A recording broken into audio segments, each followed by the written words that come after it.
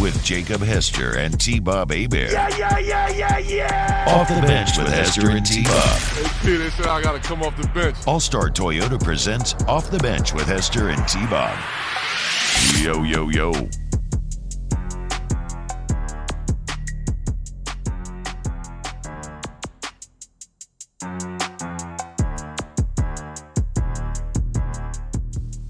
Yo, and welcome into OTB. Jake, Mike, and Danny. No T-Bob Hebert, as you know. He is at home with the newborn baby. Again, congratulations. Can't wait to meet Quad Bob. So no T-Bob today. Probably come back at the end of this week. No Mario because, well, he had to work late last night. I know a lot of us stayed up late, watched the Saints game. Mario called the Saints game, and he's sleeping in this morning because he had to work the game there. We'll make fun of him throughout the show. As we often do, we do have a loaded show today. So we forgot to do weekend winners yesterday. So we'll do weekend winners. We got mailbag. We've got my off-campus co-host Bobby Carpenter set to join us. It's also Tuesday, so Coach Kim Mulkey will join us, and Nick Underhill will join us as well, New Orleans Football, to talk about the thing we're going to talk about right now. And also we got like 1,000 names in the transfer portal and some massive news for LSU football about a player coming back. But let's start with what we all went to bed watching last night, and that was the New Orleans Saints falling to the Tampa Bay Buccaneers 17-16 after being up by 2 scores with about 5 and change left in the game. This is a devastating loss. This is a loss that all but knocks you out of the postseason. It's a game in which you controlled the narrative of the game until you didn't, until late in the fourth quarter. Danny, I'm going to throw this one to you because obviously I know you're a Saints fan. Mike, are you a Saints fan? No, you're you told me before. Is Raiders? Oh, God, yeah, you don't get on the microphone. Dana, your mic doesn't work, correct? All right, so Mike's going to have to pass the Raiders fan up and go to the Saints fan. Danny, in Tom Brady's career, he's only had one other win when trailing by 13-plus points in the fourth quarter. Can you tell me which game that was? I'm assuming it's against Saints. No, but I thought you know it because it was the Super Bowl 28-3 23. when he came back against the Falcons. Yeah. That's how rare it is. The greatest of all time has only done this one other time, and it was the time that we all clown the Falcons for. 28-3 in the Super Bowl. Only the second time. Now he's got a ton of fourth quarter comebacks. In fact, this one now leads him in the all-time ranks for quarterbacks. I believe Peyton Manning was one. Now Tom Brady sits alone at one. Only the second time that Tom Brady's ever had one, though. That was 13-plus points in the fourth quarter to get a victory. And yes, 28-3, the thing that we all clown the Atlanta Falcons for. So again, this one's going to sting for a while. Now, if you go out there and you get blown out, okay, Saints aren't very good this year. They're 4-8. They've underachieved, the whole deal. But if you watch that game, and most, if not all of you did, they were the better team. They were the better team for a majority of the game. And there's a couple of plays that we can point to. One certainly that were not winning plays. And y'all have heard me say this 1,000 times. Good teams find a way to win. Bad teams find a way to lose. And that's what makes you a good team or a bad team. And certainly in the NFL, because there's a lot of parity in the NFL. It's not college football. It's not high school football. There's a lot of parity. Salary cap's the same. It's really like 4 or 5 players maybe that make up the best team to the worst team. Because like the depth part of the NFL doesn't really exist like it does in college. The numbers are so small, you can only have so many players, right? So it's going to come down to a couple plays, and it did in this game. And we're going to fast forward, and look, we'll recap it all with Nick. I mean, we'll get to the nitty-gritty. We'll get to all the plays that really made this game what it ended up being. But the one where it's 2nd and 8 on the Saints' 49-yard line with 6:11 left, and Andy Dalton throws it out to Mark Ingram, and he runs for 7 yards when he needed 8, and he ran out of bounds. That's the play of the game for me. And Mark Ingram is a fantastic football player, has done it for a very long time, has done it at a position that has the lowest shelf life of any position in the NFL, is a much better running back than I ever thought about being. He's got to know better than that. He's been in this league way too long to not stay in bounds and pick up the first down, right? You clearly see the sticks. They're right there in front of your face. Also, like, you know who's on that other sideline. It's the guy that, if he comes back tonight, is going to be the all-time leader in fourth quarter comebacks. Nobody's ever had more if he does it here tonight. You want to churn as much clock as you possibly can, right? You easily pick up the first down. And if you're watching on YouTube, Danny's showing you. I know that's Devin White coming, but even Devin White, with a full head of steam, is not going to stop Mark Ingram from picking up, hell, maybe 3 more yards. Not just the one that he needed, maybe 3 more yards. Again, this is a player that's done it for a long time. He's done it in many uniforms. He's done it in a Saints uniform. That's a losing play. That play gets you a loss. That play gets you beat. That play might have knocked you out of the playoffs. And it's situational football. Now, really, honestly, if it's 1st and 10 in the first quarter, he should know that he's got the ability to pick up this first down. But certainly in the fourth quarter, with 6 minutes left in the game, and Tom Brady is on the other sideline. Like, those are plays that will get you beat, and those are plays that bad teams have on tape.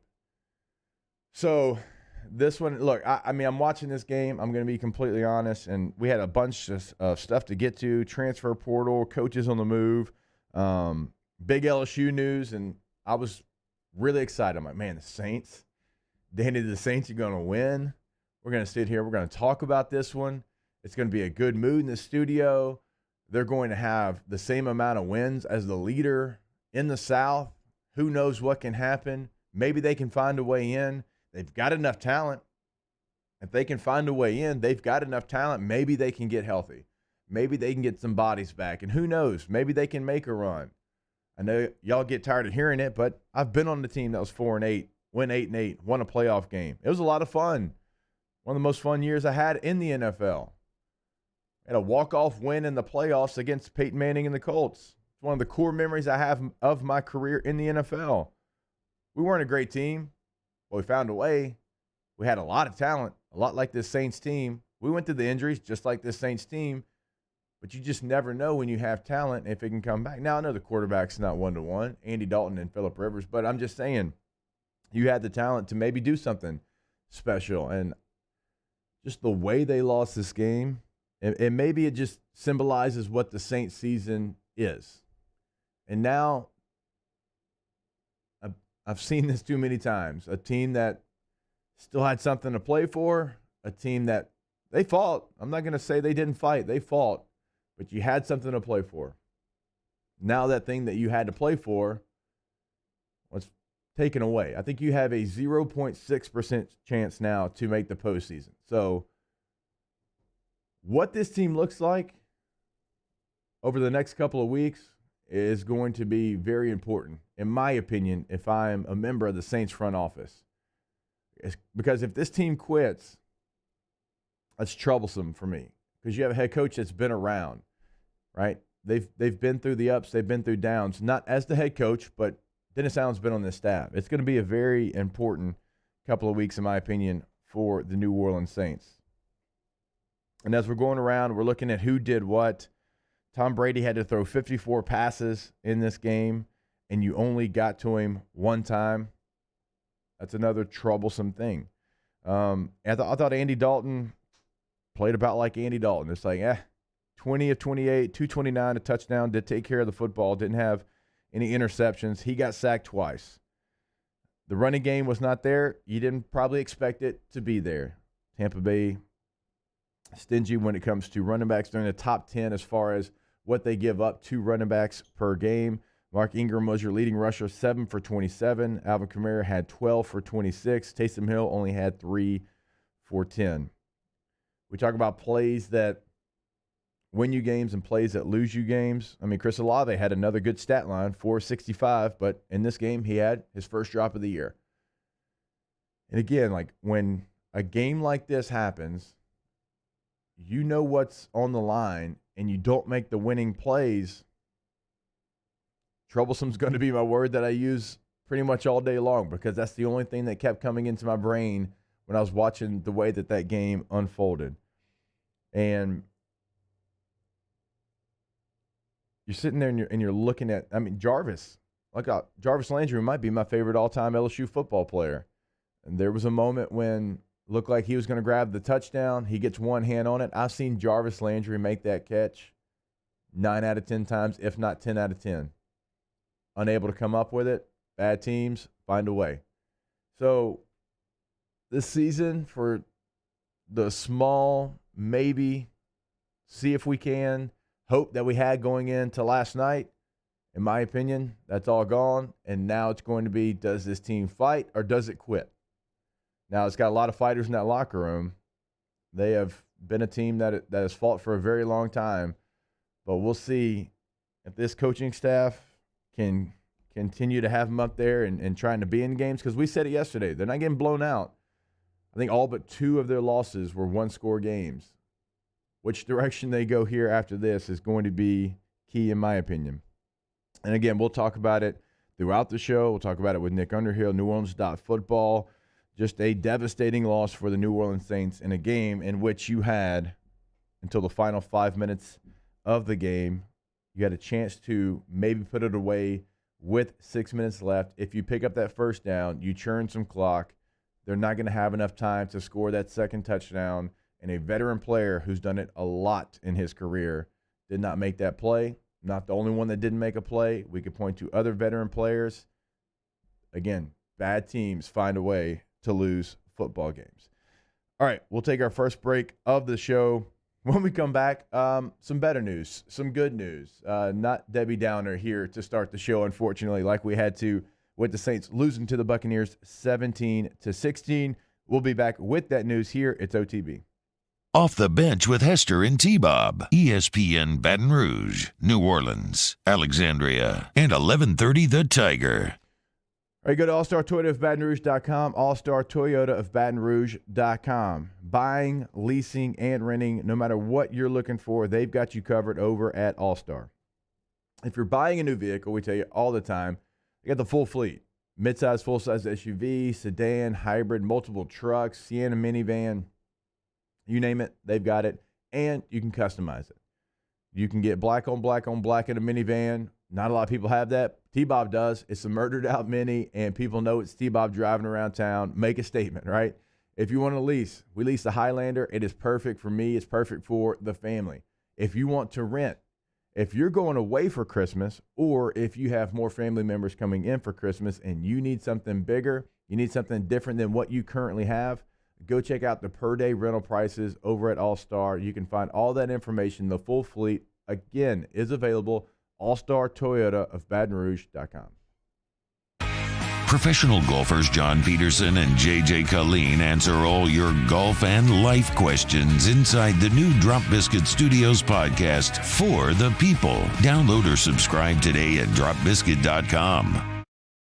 At All-Star Toyota, you get it all. If you're in the market for an all-new Toyota vehicle, come see our friendly and knowledgeable sales team at All-Star Toyota. Located in Baton Rouge at the corner of Airline and Goodwood, we've been serving our community since 2005 by offering a large selection of new Toyota cars, trucks, and SUVs. Get behind the wheel of your dream car and take a test drive at All-Star Toyota today. I've been doing business with Luba for 25 years. They're dependable, trustworthy. It's just the attention to detail with our clients. Our folks have years and years of experience. They're highly trained professionals, but many companies have that asset. What I'd like to think makes Luba a bit different is that we use those talents in a way that truly is dedicated to serving the needs of the folks who depend on us. Gulf Coast Office Products is a nationally recognized Savin office equipment dealer based right here in Louisiana. Over 100 employees strong, Gulf Coast has the boots on the ground to support all vertical markets from education, engineering, legal, and finance. With the latest in office technology, from desktop to production segment units, Gulf Coast and Savin have the perfect fit for you. Call 225-756-2644. That's 756-2644 for Gulf Coast Office Products. Winter can be magical. The Mercedes-Benz Winter Event is here, and there's no better time to check out our new Mercedes-Benz of Baton Rouge inventory. We have the vehicles that can make your holiday extraordinary. See all the latest technological features on the newest models during our Mercedes-Benz Winter Event. Shop our best of the best award-winning dealership. Visit mbobr.com.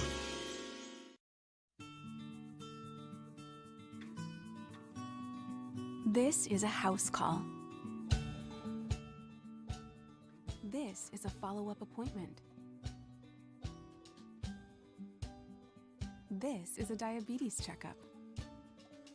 This isn't just more convenient care, it's more advanced care. This is innovating healthcare at Louisiana's #1 hospital, Auctioner. Oh, hey, what's up? It's Big D and Bubba, 100.7 The Tiger Morning Show. We'd love for you to join us every weekday, 4 a.m. till 9 a.m. Yeah, everything you want in a show. Country music. We got laughs. We got celebrity in-studio guests. We just need you. Join us every weekday morning, 4 a.m. to 9 a.m., right where it all started. That's right. Louisiana's country station, 100.7 The Tiger. Service Mastery League.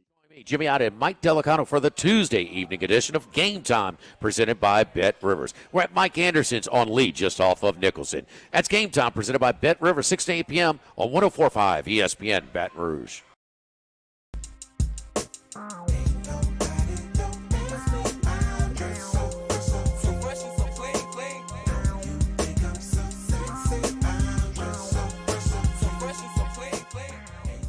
All-Star Toyota presents Off the Bench with Hester and T-Bob. ESPN Baton Rouge, New Orleans, Alexandria, and 1130 The Tiger. All right, welcome back into OTB Inside the Bayou Ford chat. I think James says it just like I am trying to explain it here. It's a perfect comment. Saints had several opportunities to make one play, and they made zero. Pretty much sums it up. We pointed out 4 or 5 plays. They had a chance, if they make any of those plays, to win the game. They didn't. They lost. So it's a pretty good comment there from you, James. And again, we'll break that down more throughout the show. But as I said, we need to throw a little jolt into the studio, and let's do it now. Keyshawn Boutte surprises, I think, literally everyone, and decides to come back to LSU for another season. Now, this news broke yesterday afternoon, so you probably already know the news, but let me just tell you this. In my opinion, is massive for LSU, and for a couple of reasons. Yes, because Keyshawn Boutte is a fantastic talent, someone that, when he's right, is as good as anyone in the country. And we saw different times this year where he was right, and we saw it against Georgia, the #1 defense in the country, what he can do. And that's when, personally, I think he's at his best. It's not running the deep routes. It's not running the go routes. It is running 10 to 12-yard routes, catching the football, and being a dude. And that's what he's really, really good at. And he finished this year, because we all know he didn't have a touchdown until the Tennessee game. He only had 2 touchdowns on the season. But after the Tennessee game, they move him. They put him in the slot, where I think that's where he is best because of what he can do in those intermediate routes. He ends the year 11 games, 48 catches, 538 yards. And yes, only 2 scores. That is an issue, and that's something that you'd like to see them get fixed. I think that's schematically they figured out who Keyshawn is and what he does best, and you saw the best version of Keyshawn. So it's big, right? Now you still have Keyshawn, and you've got Brian Thomas, you've got Neighbors. I mean, you got Jack Besh. You still have a solid group of receivers. But it also speaks to, I think, the culture that LSU is building and is already built to some extent in only 1 year under Brian Kelly. How many times have we seen a preseason All-American not have the season that he wanted to have, and that player in today's college football opts out, has an injury, misses the entire season, misses the bowl game, leaves early, even though that player probably shouldn't. Now, Keyshawn still, I think Mel Kiper and Todd McShay both had him as the number 5 receiver still in this class. Number 5 receiver, with the way college football and the NFL are kind of married as far as schematics now, that's still edge first-round grade. Certainly second-round grade. Still going to make a lot of money. Still going to set yourself up for a very, very long time. But the culture that Brian Kelly and his staff have built here, like the relationship with Keyshawn started, and Brian Kelly said it. Remember that press conference where we're like, oh, man, wait, what? Like, things aren't good? Started there, continued to grow legs, continued to grow together, and now you have a player in Keyshawn Boutte that wants to come back, wants to play for Brian Kelly, wants to do more, wants to prove that he is that receiver that we've all seen him be before. I just think this is massive. And the second part of it might be even more important. We all know what the narrative around BK coming down here was. It's going to be a fit. The guy's going to buy in. Not only did Keyshawn buy in, the whole team bought in, and he is a fit, and it is a different culture over there. I've been in that locker room for a lot of different head coaches, and this is about as good as it's ever felt when you go over there.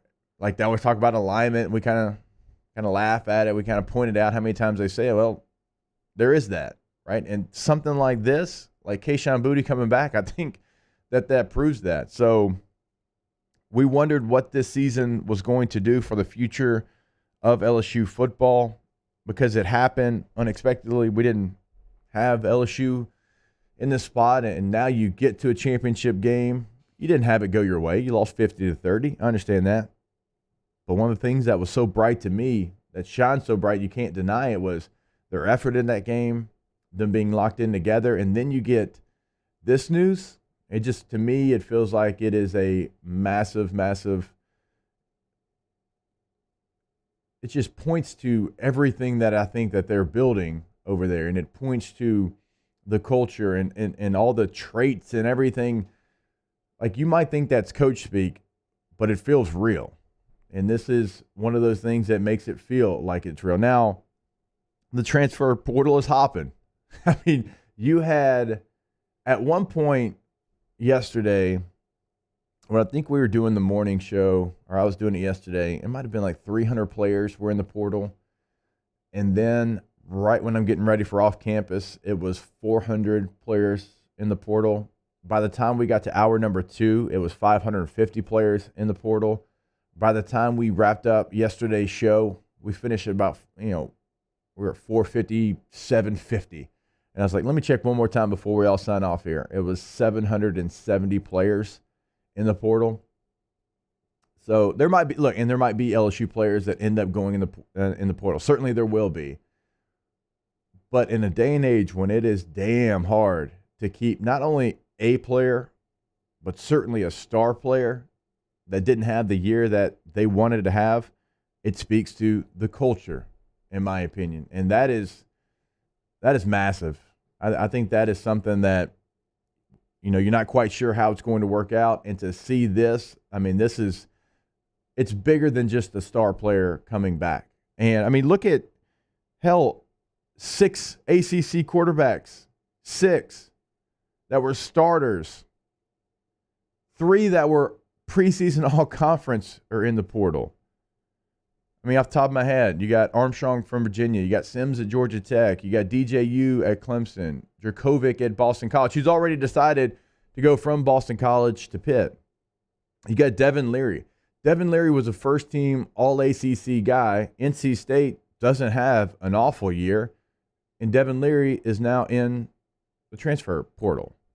Like, it's very, very difficult to keep your star players in this day and age of NIL, of it being so easy to transfer. So again, the fact that LSU's able to keep Keyshawn, it just feels like it's even bigger than football. It feels like it's football, and then it's what potentially is going to be down the road for LSU. And so we'll see. We'll see exactly what happens in the transfer portal during the break. I'm going to update those numbers and see what's the latest there.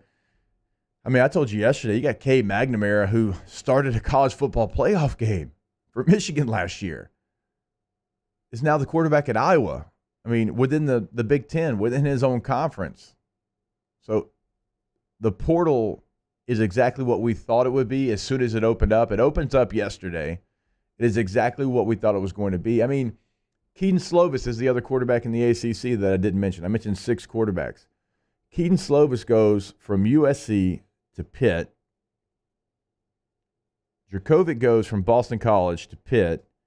Now Keaton Slovis is leaving Pitt as a grad transfer, and he's going to go to his 3rd place, and he's not the only one. Multiple guys will be in their 3rd different stop because they're graduates. And so it's portal streets are wild. We'll get more into some of the other names as well. But again, in this day and age, when you put yourself basically on the free agency block, when you go into the portal, you see what kind of deals you can get in the NIL, and you have one of your star players that a lot of rumors last year that he was going to go to that place that we all know that he was rumored to go to, and he stays here, and the attitude that he displayed I thought was fantastic throughout the season with how the season was going for him individually, with what the expectations were, and now you're able to keep that player here. That is pointing to great signs for the LSU Tiger football program. All right, we'll take another break. When we come back, something we forgot to do yesterday that we do every single Monday because there was a lot of stuff to get to. We'll do some weekend winners here. It's OTB. Off the Bench with Hester and T-Bob. All right, go to DoncevilleGlassandBody.com, DoncevilleGlassandBody.com, or DGBAuto.com. Truly your one-stop shop, Donceville Glass and Body. Been doing it since 1977, and they can do it all. Now, certainly collision repair is something that they can do, and they do it incredibly well. We all know that, right? Great customer service is something we also know. Transparency, no surprises. No, hey, you owe me $4,000. No, hey, here's what we need to do for your vehicle to get it back on the road. Here's how much it's going to cost. Do you want us to move forward? That's the kind of conversations that you have with Donceville Glass and Body. That's why they can be in this community and do it since 1977. So no matter what you need, oil change, new tires, tire rotation, glass repair, replacement, from big, small, everywhere in between, does not matter. Donceville Glass and Body is the place to go. Again, DoncevilleGlassandBody.com, DGBAuto.com. Our listeners fire off their opinions on the JimsFirearms.net hotline at 499-1045. Keep listening for your next chance to shoot us your thoughts with the JimsFirearms.net hotline on 1045 ESPN Baton Rouge. Bayou Chrysler Dodge Jeep Ram has $11,000 off MSRP plus 2.9% for 72 months on all new 2022 Ram Black Widow trucks in stock. All new Bayou vehicles come with a 1 million mile powertrain warranty and free delivery. If you need sales or service, the crew at Bayou is going to do right by you.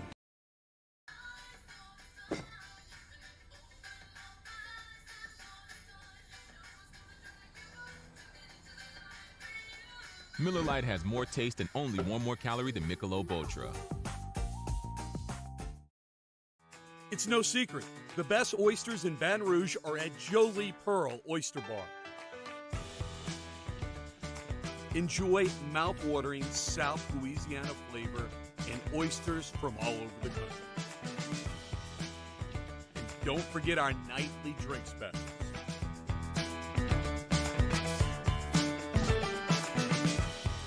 Jolie Pearl Oyster Bar, located in downtown Baton Rouge. Eli's always been into grilling. It took us a while to see it, but the signs were there. What are you doing, Eli? I knew grilling was my thing. I have been talking about it throughout my career. Happy with the results? I am. Got the new grill from barbecueguys.com. It performed great. My advice, as I always told my boys, do more of what you're born to do. barbecue guys, for those who were born to grill. You want cheese on your burger, Pops? I'll take a little cheese. Crime has serious consequences, but anyone can make a mistake. If you find yourself in trouble with the law, know that you have rights, and it's okay to demand them. The law offices of O.C. Brown are here to protect you and your rights. Felony or misdemeanor, DUI or drug charge. No matter what crime you're accused of, you still have rights. Let the law offices of O.C. Brown uphold them. Call 225-343-1111. Your law firm for a lifetime. I've been doing business with Luba for 25 years. They're dependable, trustworthy. It's just the attention to detail with our clients. Our folks have years and years of experience. They're highly trained professionals. But many companies have that asset. What I'd like to think makes Luba a bit different is that we use those talents in a way that truly is dedicated to serving the needs of the folks who depend on us. Gulf Coast Office Products is a nationally recognized Savin office equipment dealer based right here in Louisiana. Over 100 employees strong, Gulf Coast has the boots on the ground to support all vertical markets, from education, engineering, legal, and finance. With the latest in office technology, from desktop to production segment units, Gulf Coast and Savin have the perfect fit for you. Call 225-756-2644. That's 756-2644. It's Hunt. Join me on Tuesday, 1 to 3. We'll have Glenn West talking Tigers and Sharif Ishak recapping Saints and Bucks. Hunt Palmer, 1 to 3, ESPN Baton Rouge. Straight up now, tell me, do you really want to love me forever? Or is it just a hit and run? Hey, we got a good thing. Don't know if I'ma see you again, but is that a good thing? All-Star Toyota presents Off the Bench with Hester and T-Bob. ESPN Baton Rouge, New Orleans, Alexandria, and 1130 The Tiger. All right, we are back here. It is OTB, Jake, Mike, and Danny. Mario's sleeping in. T-Bob, new baby at home. Obviously, he's got got some zone coverage going on where he's played man for a while, so we wish T-Bob and Caitlin the best. See if we can get T-Bob back in here by the end of the week. I'll actually be out on Friday. I am covering Army and Navy in Philadelphia, and I am incredibly excited about that. My father, both grandfathers, served in the military, so excited about that. It's been a bucket list item for a very, very long time, and it's a game that it's hard to beat. I've only watched the scenes on TV and still get chills, so I'm looking forward to being in that number there in Philadelphia. A lot of questions in the chat about transferring and having the one-time transfer and how do you transfer a second time. You can transfer the free time one time, right, no matter what class you are, freshman, sophomore, junior, whatever. The second time you transfer, you have to be a grad transfer. So if you transfer like Keaton Slovis did, then you got to graduate, and then you can transfer again. Certainly not the only player that has done this. There's been multiple players that have done it that way, and there's multiple this year that have done it that way. So that is the rule there. So technically, you can transfer twice, but that second one, you have to be a grad transfer. You cannot be just a regular transfer. All right. Again, we forgot to do it yesterday. That's on me. But let's go ahead and make up for it. Let's do some weekend winners. That's how winning is done. That's right! We can't have anyone freak out there, okay? We've got to keep our composure. We've got too far. I'm by winning. I win here and I win there. Now what? Are you doing what it takes to win a championship? Wow, winning. Well, then I guess there's only one thing left to do. What's that?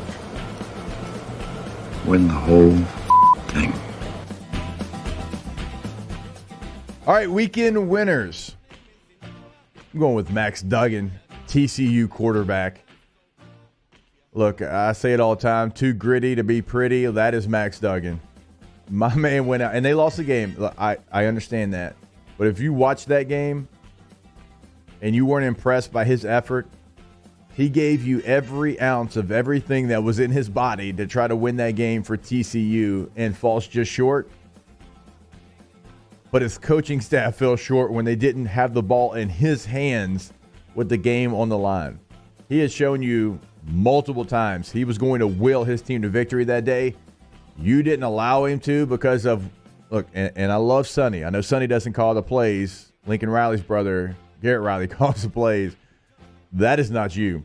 You are not a team that can line up in I formation with a lead blocker and get in the end zone. You tried to do it. Again, you're lucky that you're still in the playoff. That could have cost you everything. That ball should have been in Max Duggan, and Max Duggan is hands only, and that's the only player. But my goodness, look, I've got 4 boys. I hope one day I can turn on anything that they're doing in life and say, oh my gosh, look at my boy. Look at the grit. Look at the determination. Look at what he's doing to will his team to victory. The team didn't get a weekend winner, but Max Duggan, he's a weekend winner, and he's headed to New York. He's one of the finalists for the Heisman Trophy. So Max Duggan, my first weekend winner. All right, Mike, you got a weekend winner for us? Yeah, I actually have 2 that I thought of. Obviously, both. I mean, Raiders aren't a California team anymore, but both West Side teams. I got one NFL and then one NBA. Obviously, you can tell. The Raiders beating the Chargers. Mike. Usually, I don't watch the first game. The second game is always a dogfight, and it's always a Raiders dub. It's always a Raiders dub. I don't care what anybody tells me, even last year, even year before. But my second one is 80 dropping 55 against the Wizards. Oh, Mike. For the Lakers win.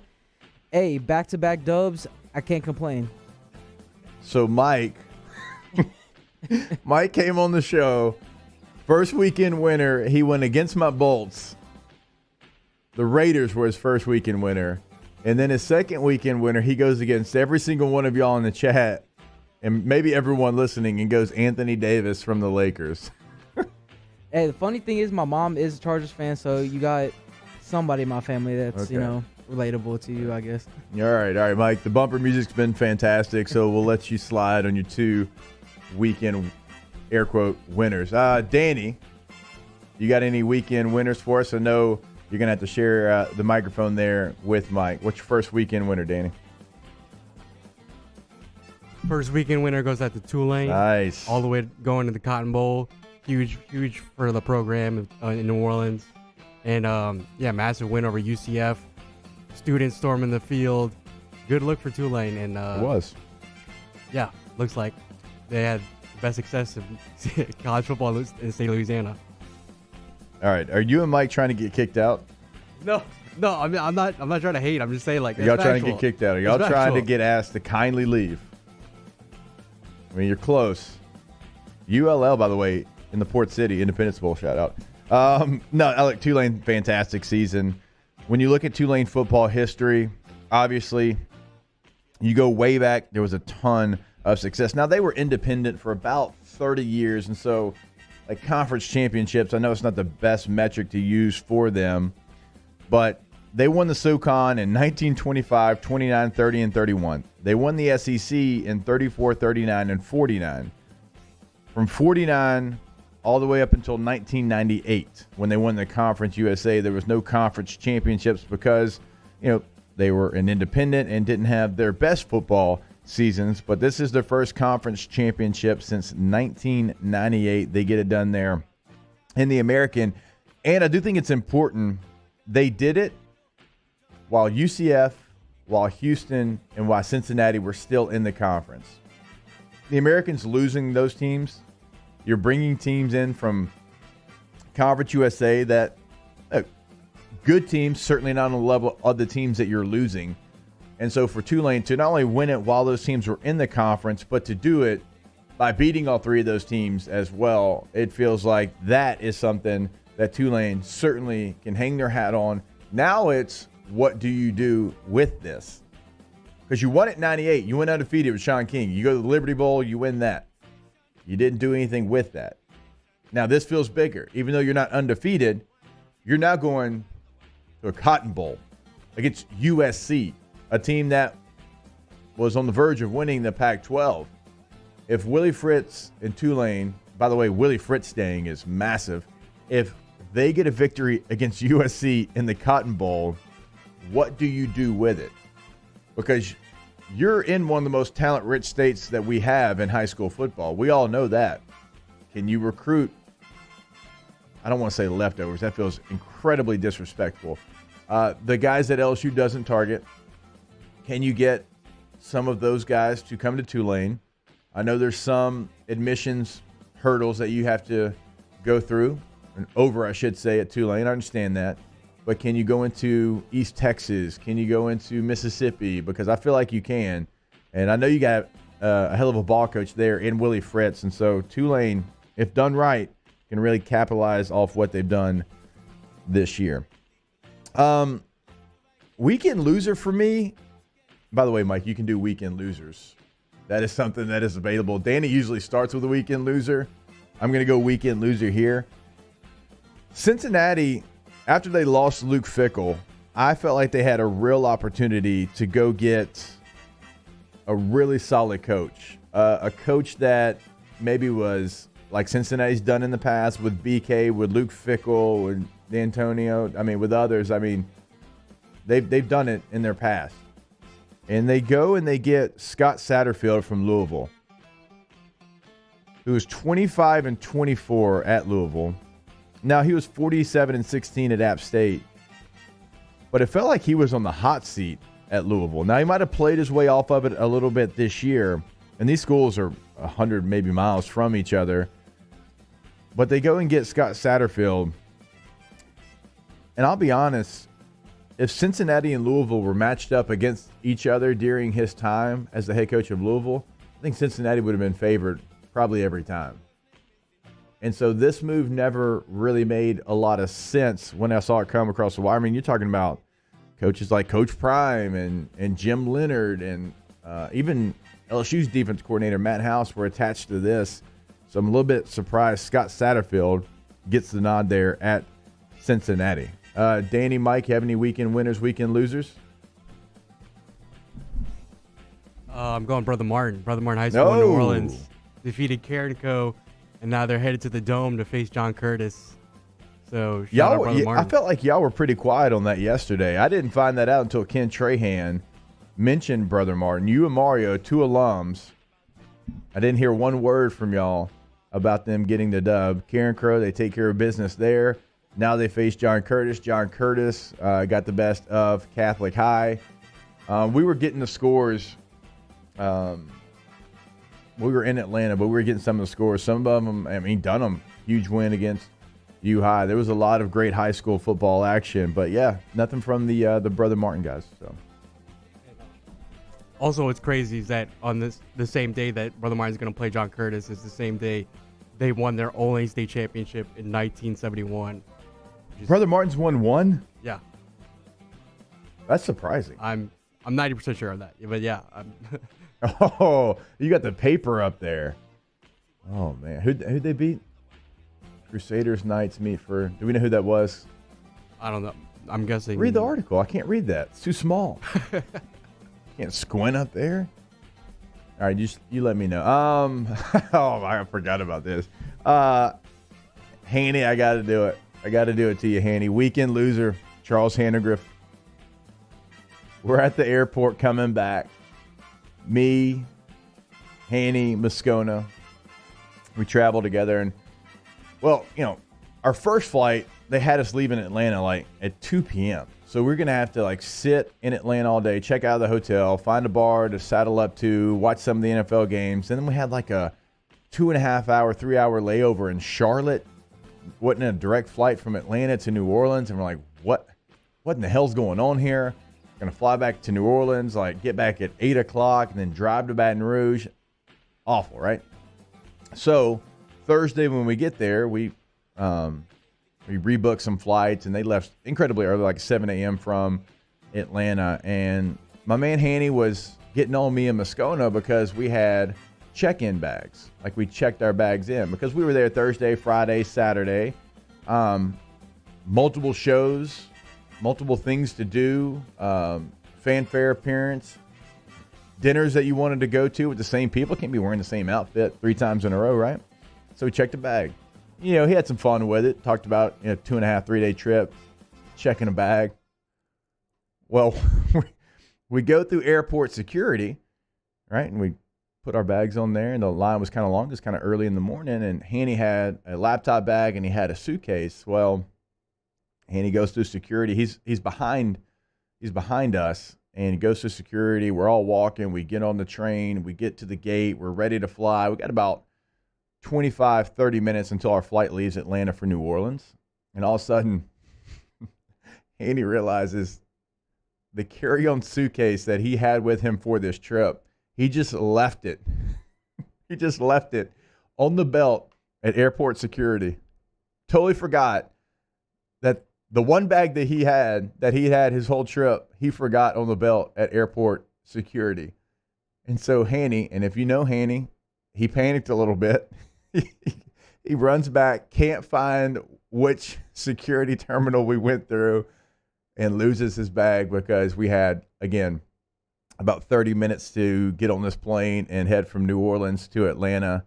So for all the jokes that we had about checking in a bag, Mr. Handyman, my man, the GOAT, forgot his bag on the belt at TSA and then couldn't find his way back to his bag. And it had the one ESPN Baton Rouge shirt that he had. It's kind of a running joke here. Like when you start this job, you get one shirt. Like I have one quarter zip that has ESPN Baton Rouge on it. He had one long sleeve Nike shirt that had ESPN Baton Rouge on it, and it was in its suitcase. And so RIP to the one shirt that Hanny's gotten from Guarantee Media here that he enjoyed. So Hanny, sorry, bud. I love you. You're my guy. That's what you get. Karma for making fun of me and Matt. Does anybody else have any weekend winners, weekend losers?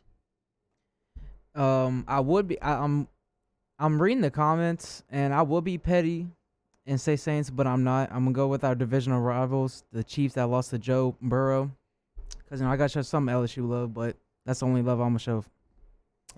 Joe Burrow, weekend winner for me as well. Good call, Mike. Not once, not twice, but 3 times in a row. Joe Burrow has led his team to victory over Patrick Mahomes. That is not small. That is not something to take lightly, because that is a very big accomplishment. And the Bengals look like they are getting into the form that got them all the way to SoFi in the Super Bowl a year ago. So I'm right there with you. All right, it's going to do it for weekend winners. We'll come back, finish up hour number 1 of OTB. Off the Bench with Hester and T-Bob. All right, go to getgordon.com, getgordon.com, and Danny's going to throw up the long and distinguished list of Tigers that are already on the G team. I mean, we got Kim Mulkey coming up in about 45 minutes from now. Her entire squad is on the G team. And look, we know how important that is. We know what that does now. So that is something that is a big positive, and the G team is growing. That list continues to grow. So we're excited about that as always, and you should be excited. Go to getgordon.com. Always, also, I'll give you this, the handle on social media, at GetGordon, like on every social media, at GetGordon, and that's where you can find all the latest and greatest information. They do so many things in the community as well. You can find that. We told you about the bikes and 500 bikes, and that was just another great thing that they do in the community. You can give them a call always, 225-888-8888, and also 318-888-8888, because they're throughout the state. And we tell you that all the time. Like, doesn't matter which part of the state that you are in. We're fortunate enough to be throughout the state here on OTB, and so is Get Gordon. GetGordon.com. In times of need, get a full list of phone numbers, websites, and other important emergency information on the Demco Stormwatch page at 1045ESPN.com. My dad just really enjoyed his life, and he enjoyed smoking cigars and thought he was invincible. My stepdad quit smoking, and he really felt like he was in the clear. Sorry. I wish they would have been screened annually. It's not just you affect, it's your entire family. For more information on Ochsner's free smoking cessation program and to see if you qualify for early lung screenings, visit ochsner.org/quit. Hi, I'm Brandon Landry, founder and CEO of Walk. Hi, my name is Dr. Craig Green. This is Ryan Terrio with HUDCORoofing.com. Hey, it's Matt Moscona. No matter how big your commercial roofing job Hudco can help. My patients come to me because they trust that I can get the job done at a high level. Ryan Terrio and Richard Tilley have the same level of trust when it comes to roofing. If you have a roofing issue, call Hudco Roofing. Give us a call, 364-1007, and we'll come to your house and give you a free inspection. There it is, the extra mile, on the border of expected and extraordinary, for those willing to go further, like vans customized for work or play, with safety and tech to keep you connected, supported by a 5-star sales, service, and finance team, and backed by the 1-star you know. So go the extra mile. It's never crowded, because so few have what it takes to go there. Mercedes-Benz Vans. Louisiana. It's a place defined by culture, by pride, by passion, by people who do more than love this place. They celebrate it, elevate it, champion it. They are the individuals who embody what makes Louisiana great. The companies that make Louisiana a better place to work and live. The nonprofits leading transformational change in our communities. Champions of Louisiana are all around us, and LWCC is proud to celebrate them because we've always been Louisiana loyal, supporting the workers, the innovators, the change agents of this great place we call home. Who are the champions around you? Together, we can share their stories. Together, we can help our home state thrive. Together, we are Louisiana loyal. Always.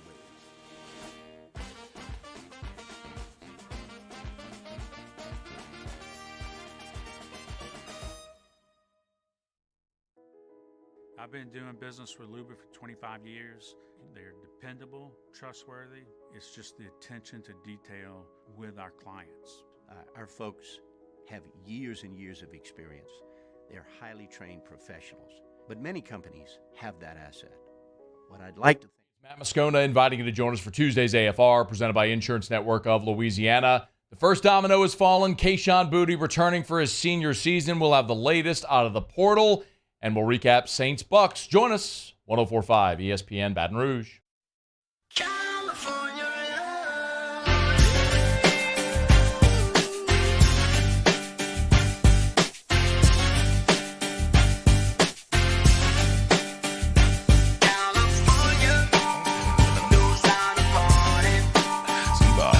ESPN Baton Rouge, New Orleans, Alexandria, and 1130 The Tiger. All right, welcome back into OTB. Since I'm doing this solo, I didn't have a chance during weekend winners to look inside the chat and see some of y'all's winners and losers. So let me scroll through some of those quickly. I'll just say this, Mike, you got a lot of weekend losers inside the chat. The things that you can't bring up here on this show, Alabama, the Falcons, and Anthony Davis. I would say that's probably the three. The funny thing, I don't watch college sports at all. My favorite is UCLA, obviously. But I don't know if that's obvious. a lot of people would say USC. Look, I lived in Southern California for 5 years. I know everyone's a USC fan. Yeah. But I'm like, I can appreciate the UCLA portion of that. Yeah, but my favorite running back school, because of Josh Jacobs, I ain't gonna say it. All right, but all right. Cut his mic, Danny. Tackle Mike. Tackle him before he says anything that we can't get back, because Mike does a great job. So let's just move on from there. Weekend winner Jose Alvarado, 38 points in 27 minutes off the bench. 8 for 11 3-pointers. We mentioned it with Mayo yesterday. Jose continues to just be energy, a bright spot, just tenacity, like everything you want the guy coming off the bench to be. I think Mayo said he got him at like plus 25,000 for sixth man of the year. Tyson Fury, heavyweight, gets a nod here in weekend winners. Utah gets a nod for weekend winners. Yeah. The thing about that game, like, Utah is not going to stop coming.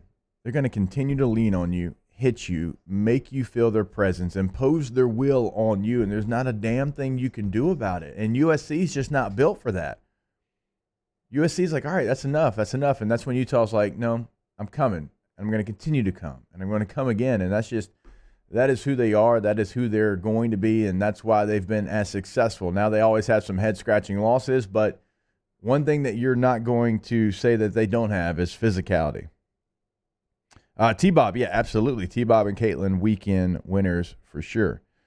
Let's see. Dunham going to the Dome. That is a weekend winner from Kevin. Yeah, it's a big win there for Dunham. So, all right, that is some of your weekend winners. Oh, man. Mike, oof. I couldn't save you from that second one. We'll see what we can do here. Mike continues to play great bumper music and do a good job, so let's just focus on that and not some of his weekend winners. All right, we need to take our last break of hour number 1. When we come back, Bobby Carpenter, SiriusXM Radio, joins us here on OTB. Off the Bench with Hester and T-Bob. All right, go to AccutantBR.com, AccutantBR.com. Now, if you're at maybe your office already and you can't pick up the phone, remember they're always going to have a window pop open right there on the website. You can schedule from that window, the chat box that pops up. You can do, maybe you need to reschedule your appointment. Maybe you need to find information. You can leave your number. They'll find a way to get in contact with you. So that is something that they provide because, service to the highest degree. They do it in all aspects over at Accutemp. You can also pick up the phone, 225-351-1513. And as we know, you never know. Is it going to be hot? Is it going to be cold? Is it going to be freezing? Is it going to be, a weather where I walk outside and immediately start sweating in South Louisiana? You never know, so don't shock your system. Make sure you're part of the STAR membership. Go to their website, AccutantBR.com. Again, AccutantBR.com.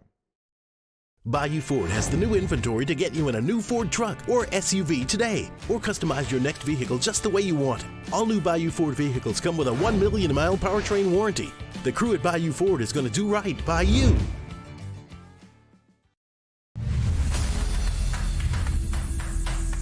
We get it done with strength, commitment, dedication, grit.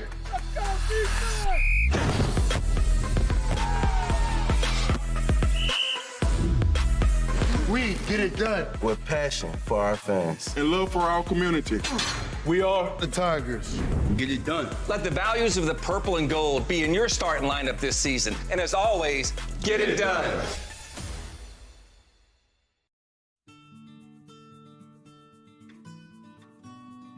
This is a house call.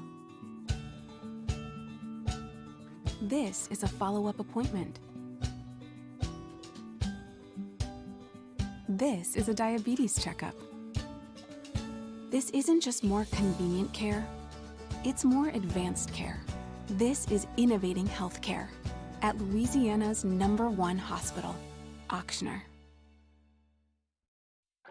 Oh, hey, what's up? It's Big V and Bubba, 100.7 The Tiger Morning Show. We'd love for you to join us every weekday, 4 a.m. till 9 a.m. Yeah, everything you want in a show. Country music. We got laughs. We got celebrity in-studio guests.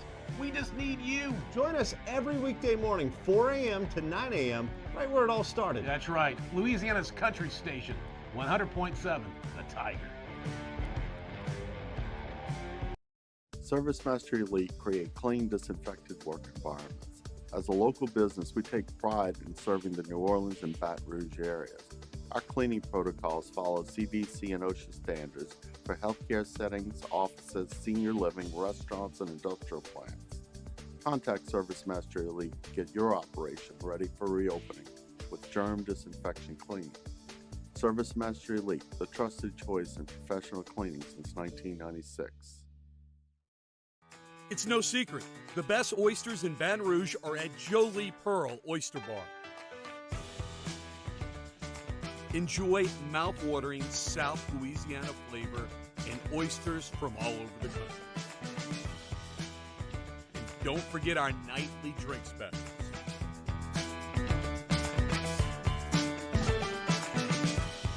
Jolie Pearl Oyster Bar, located in downtown Baton Rouge.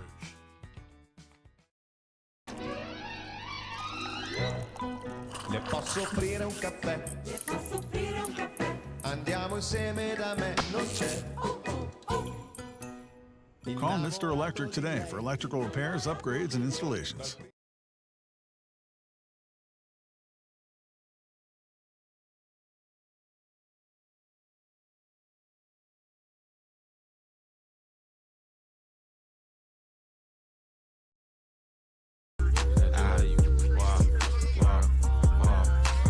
How much money you got? How much money you got? How much money you got?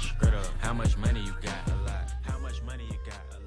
All-Star Toyota presents Off the Bench with Hester and T-Bob. ESPN Baton Rouge, New Orleans, Alexandria, and 1130 The Tiger.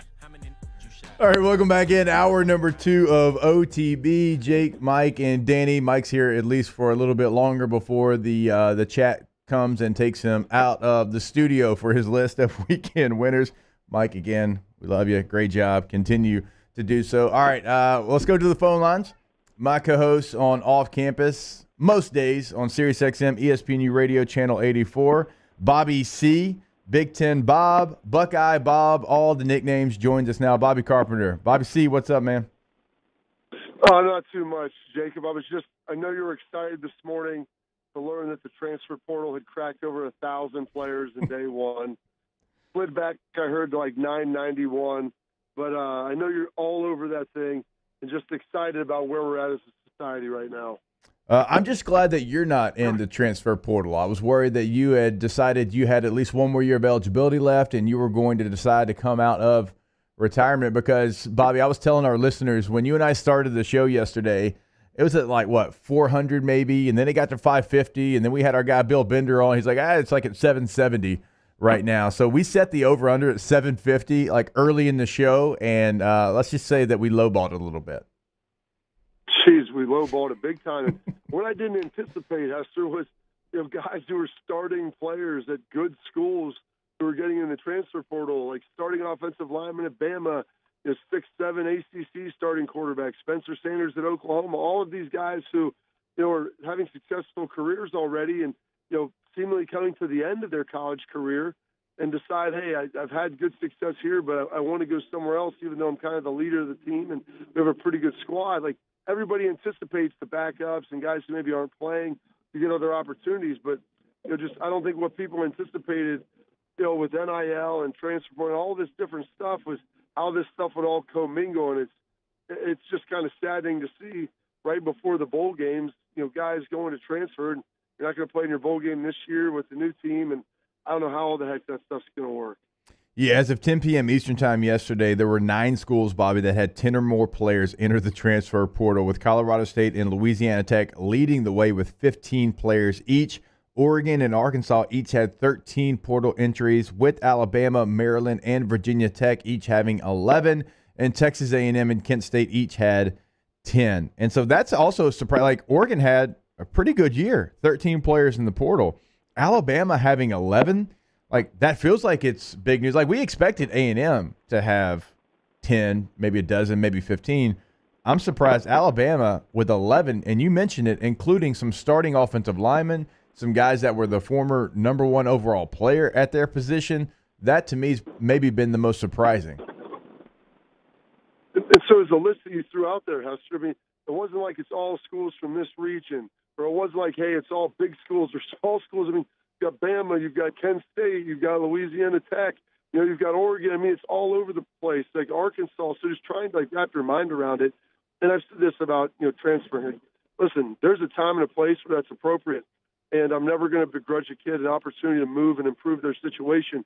But a lot of times you got to have a moment of self-reflection of, hey, why am I not playing? Because if not, the reasons that you're not playing at the first school will probably be the same reasons why you don't play or have success at the second school. So if you're not willing to understand, like, hey, you know what? I know it worked for Joe Burrow, and I know it worked for Jameson Williams and Justin Fields, and Bo Nix had a good year. Like, we look at all of the exceptions, but the reality is probably somewhere between 15 to 25 or 30% it makes sense for.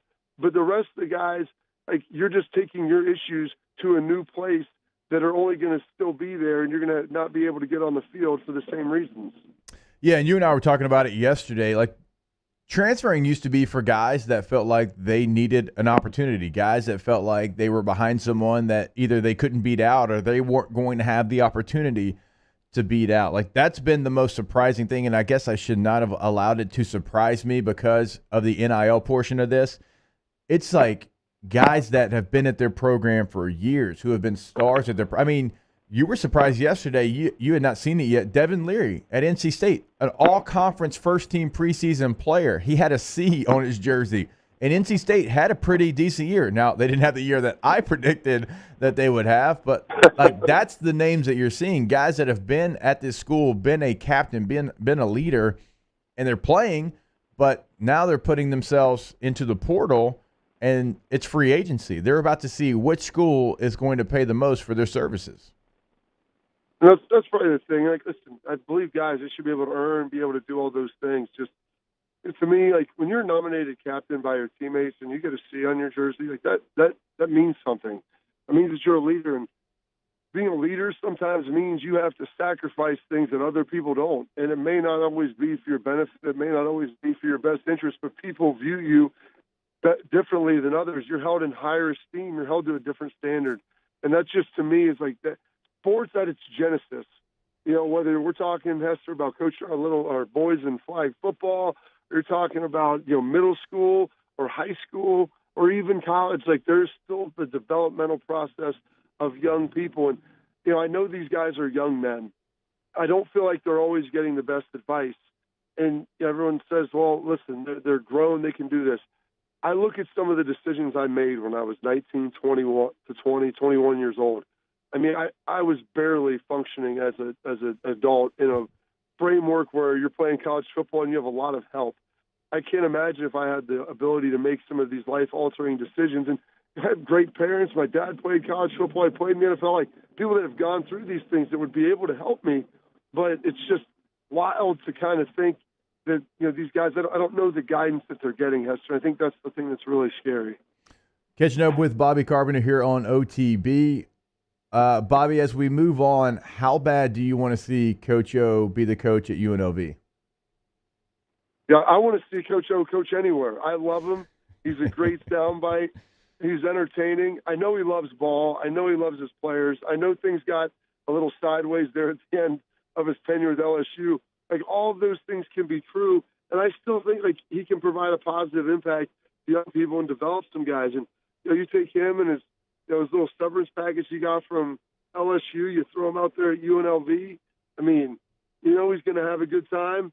He'll be an entertaining piece. And, for a program like UNLV, gives him a big-time recognizable name that I think gives him some juice. Hey, now it's a move that we can get behind. You and I talked about it in length yesterday. I'd be excited about that.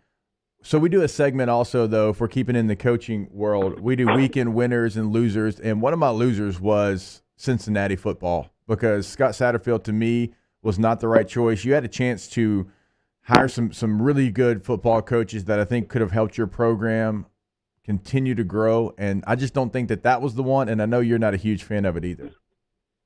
Yeah, I'm not here to besmirch Scott Satterfield, but, from his dude, he's not listening. It's fine. Just go ahead. Let her rip. But, I mean, listen, I don't know how early it was, but, like, not long after getting the Louisville job, he's interviewing in South Carolina, and I'm like, hey, you have the right to do that, but you got to understand, like, there's going to be some blowback if you don't get that job and take it because you appeared to, like, probably told him you wanted that job in the interview. I'm a Cardinal. I want to come here. And then the next thing you know, man, you want to be on the first train smoking out of town. And so I think the last couple of years he's been there, they've been kind of looking for a way to kind of like part ways with him and probably not pay some of his buyout and everything else. And I say that I had one of my brothers played at Cincinnati and GA'd there, and then I had another brother who worked in the football team with the strength program under Petrino at Louisville. So like I've got some ties in, and like they were not happy with him at Louisville. Yeah. And I know at Cincinnati, I look at that and I'm like, man, you've had some great coaches, come through there. From Mark Antonio to Brian Kelly, like even Butch Jones did a good job there. Then you have, Tommy Tuberville, and it kind of resets it because you're hiring a guy that's coming from Texas Tech. It didn't really make much sense.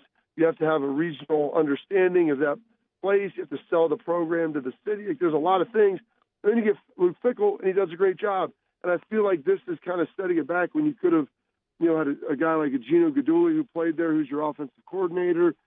Kerry Combs, who's from there, who's been around college football, the NFL. Like there were better options to kind of get everybody excited. And I think guys that would have been leaders in Satterfield. I hope it works out, but Hester doesn't seem like it's going to on the surface.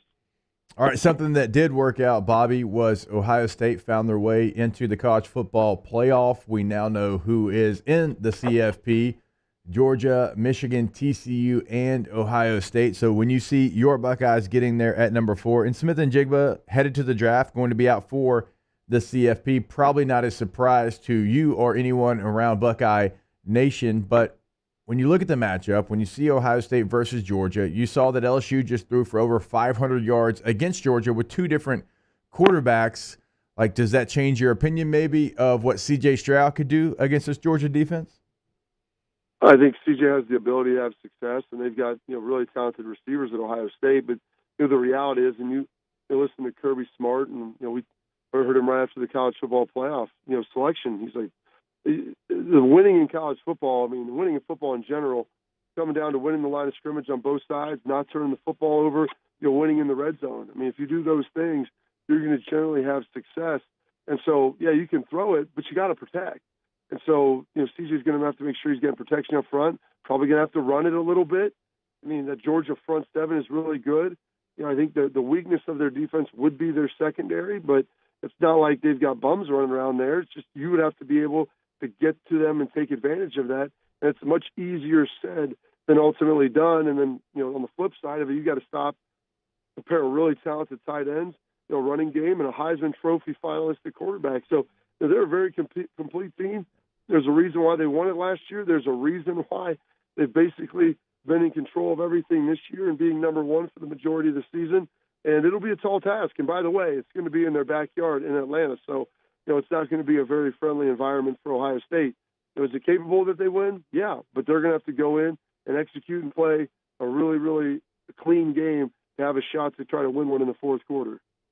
Catching up with our guy Bobby Carpenter here on OTB. Bobby, you and I are going to Philadelphia this weekend. In fact, I think we're both going on Thursday. We're getting the opportunity to cover Army and Navy. You've done this game before, so you know what it's like. I cannot wait. Everyone I talk to, including you, tells me it might be the greatest thing that they've ever covered. No, it's awesome because you won't have much of a rooting interest, and you see the young men that are going to be out there and knowing, like, they went to college and they chose their path for more than just football. As we talk about the portal and NIL and everything else, these guys are the greatest part of our country. And they're some of the greatest humans that we have to offer in the United States. So to watch them go there, play, you see all of the the cadets in the stands. You watch them march in. You see the tailgating and how awesome it is, and it's competitive as hell, but it's super respectful.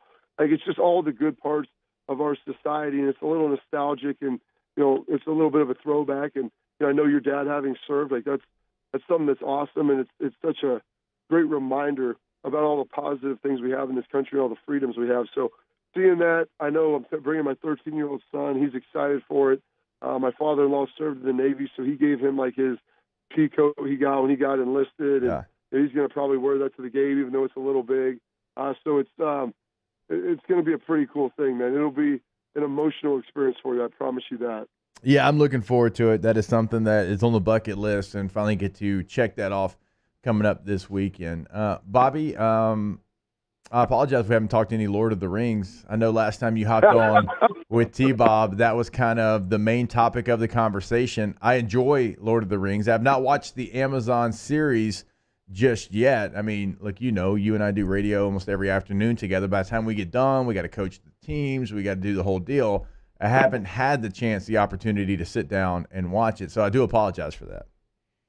Yeah, it's tough. I mean, listen, I've got Succession. People are telling me to watch White Lotus. Like, during the season, I don't have any time. I'm watching Tom Brady last night at 11:30 make an incredible drive, to win a football game. I know that was tough against your Saints. Andy Dalton, I mean, he threw 3 balls that should have been caught that would have ended the game. So he could just get a little help there, from his guys. But you'll like it. My thing is with T-Bob, he's having another baby, and it's going to do a couple of things. It'll make you busier, but then also you've got to hold the child. You've got to watch them when they're young. Hester, we got 4 apiece. They don't do a whole lot. So I'm curious how much, if he'll be rewatching Rings of Power, get back into the original Lord of the Rings series while he's sitting there kind of rocking the newborn back to sleep.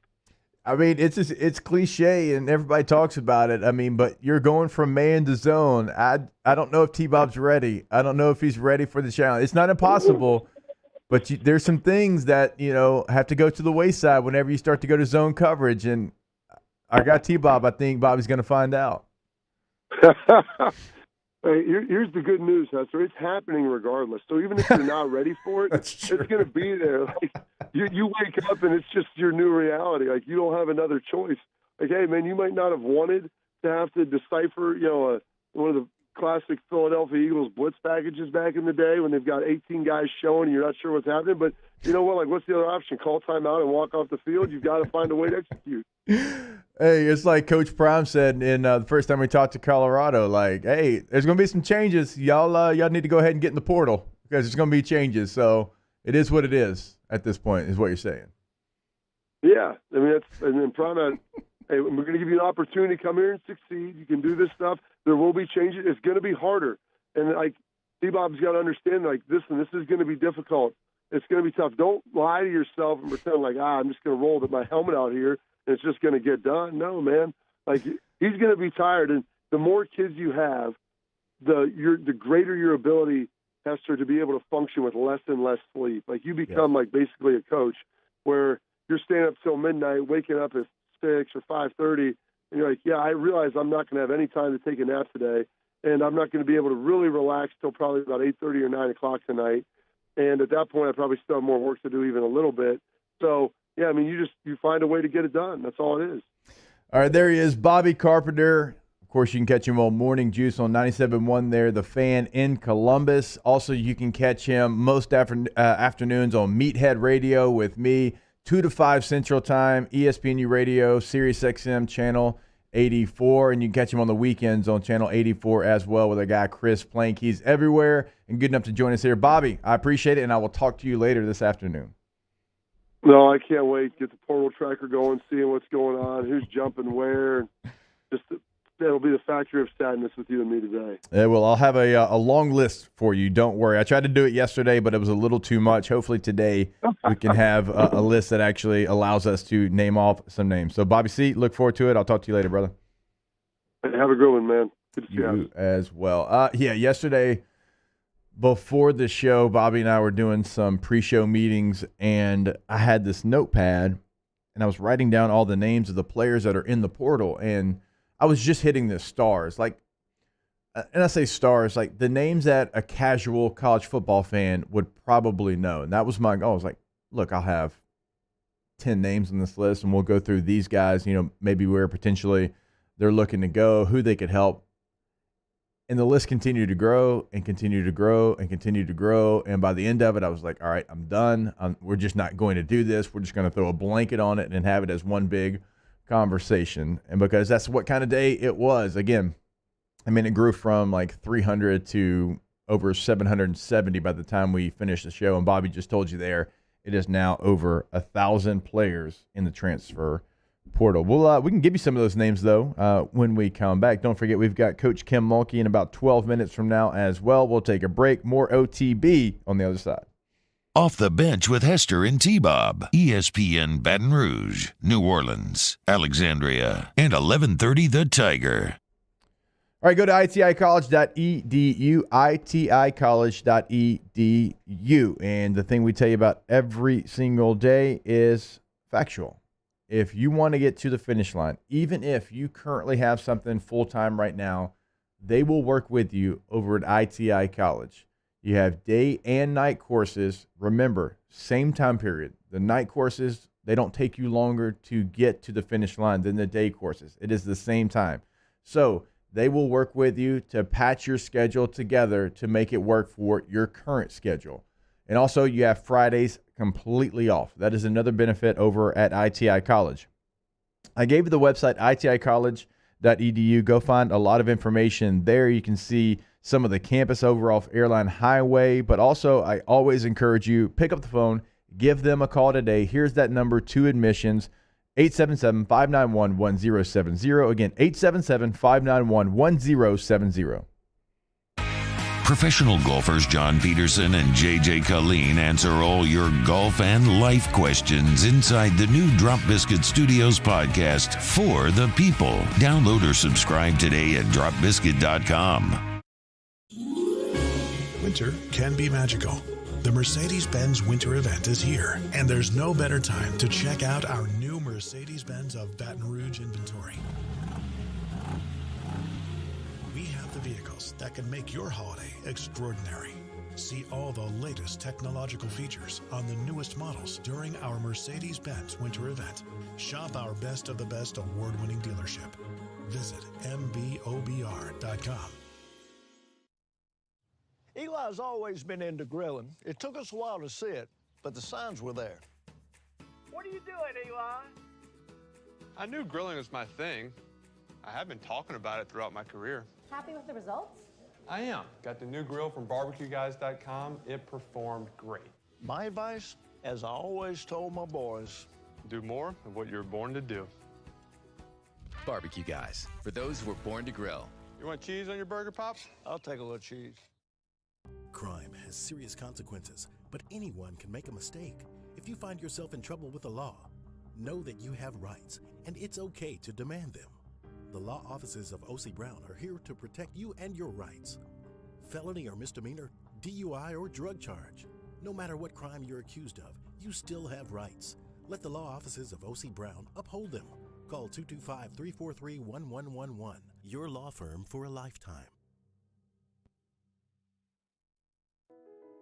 I've been doing business with Luba for 25 years. They're dependable, trustworthy. It's just the attention to detail with our clients. Our folks have years and years of experience.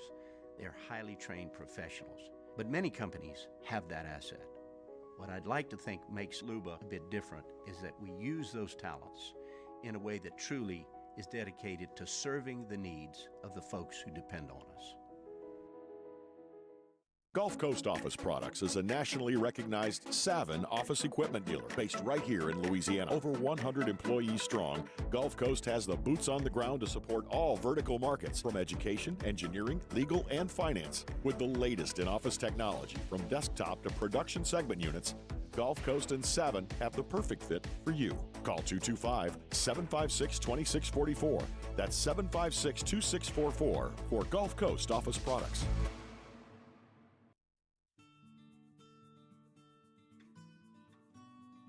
This is a house call.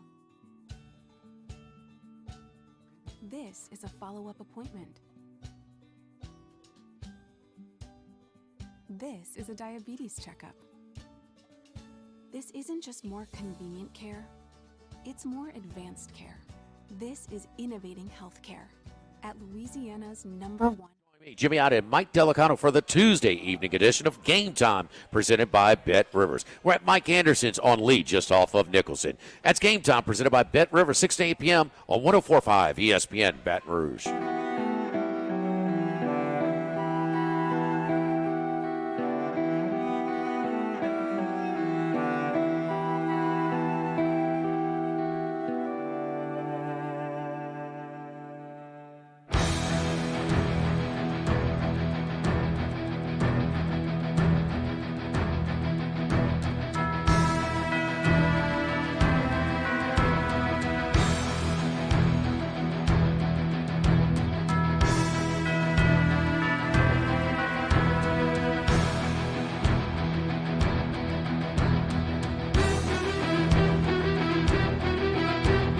All-Star Toyota presents Off the Bench with Esther and T-Bob, the 2022 LAB Prestige Award winner for Best Sports Radio Show, ESPN Baton Rouge, New Orleans, Alexandria, and 1130 The Tiger.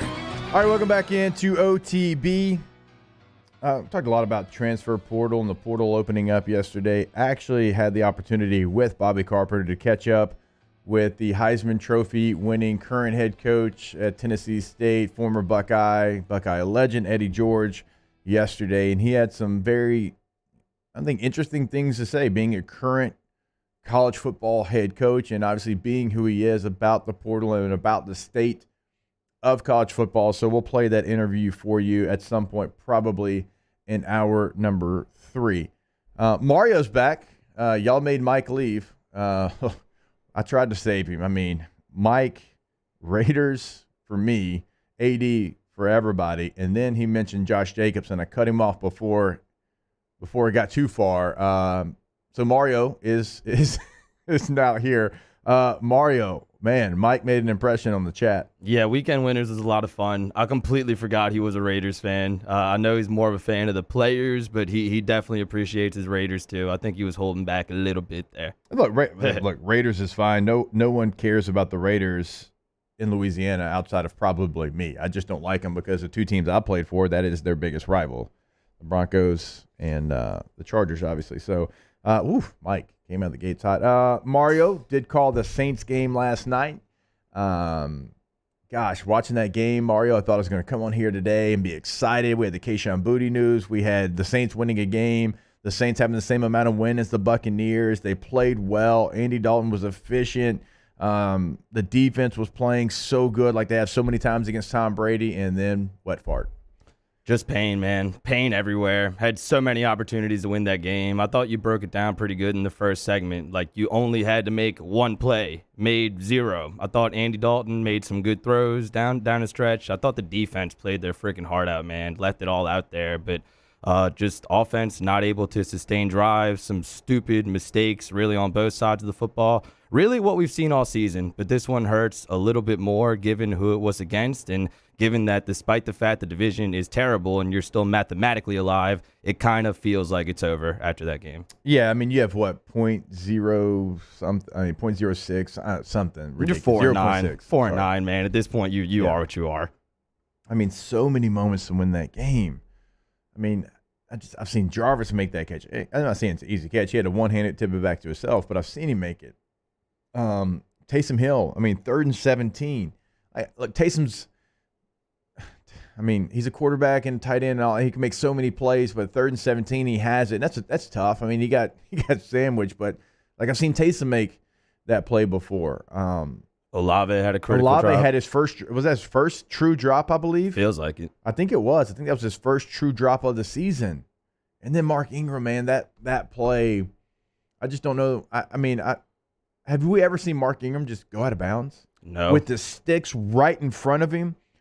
You don't go out of bounds in that situation because you have Tom Brady, who literally set the record for most fourth-quarter comebacks in this game because that's who he is. And you go out of bounds with 6 minutes left. You would have churned clock, and you would have picked up the first down and got a new set of downs. And, oh, man, it's just frustrating. I'm sure Ingram's going to go on television with Sean Payton and laugh about it like he does so much. That is inexcusable. He tweeted about it, and, it looks like he got hurt maybe during the play, but just seeing the replay, man, it looks so bad. You're right there. You're hurt right there. That's fine. Just fall forward. We're watching the video. It even looks like Devin White is kind of peeling away at the last second and kind of conceding the first down. And maybe you still don't win the game, but that's a veteran leader on the team. He has the experience. I question why Kamara isn't getting the ball in that situation, but either way, that's inexcusable. Like, you might not, let's say, it might not win the game. They won the game with 3 seconds left. You get the first down here, you stay in bounds. I promise you, I'm not a mathematician. That's going to be more than 3 seconds. Fair. All right, so... man, it's just frustrating. And Mario was on the call. While Mario is just getting here today, he was on the Spanish broadcast for that game. And a game in which I'm sure Mario thought that we were going to find a way to get a Saints victory. You're not able to do so. So, again, about 5 plays that players that have made those plays so many times in their career weren't able to make in that game. Even a young player, even Olave. I mean, I say so many times because he hasn't had that. He has not had a true drop, and he had a true drop on about a 20-yard gain. So it's just one of those frustrating games for the New Orleans Saints. All right, we'll go ahead. We'll take a break. Now we'll get to more of the Saints action when Nick Underhill joins us to kick off hour number 3. We've got Kim Mulkey when we come back. We've got the Eddie George interview to play as well. A lot still here to come on OTB.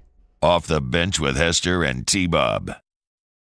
Our listeners fire off their opinions on the jimsfirearms.net hotline at 499-1045. Keep listening for your next chance to shoot us your thoughts with the jimsfirearms.net hotline on 1045 ESPN Baton Rouge. There it is, the extra mile, on the border of expected and extraordinary for those willing to go further, like vans customized for work or play, with safety and tech to keep you connected. Supported by a 5-star sales, service, and finance team. And backed by the 1-star you know. So go the extra mile. It's never crowded because so few have what it takes to go there. Mercedes-Benz Vans.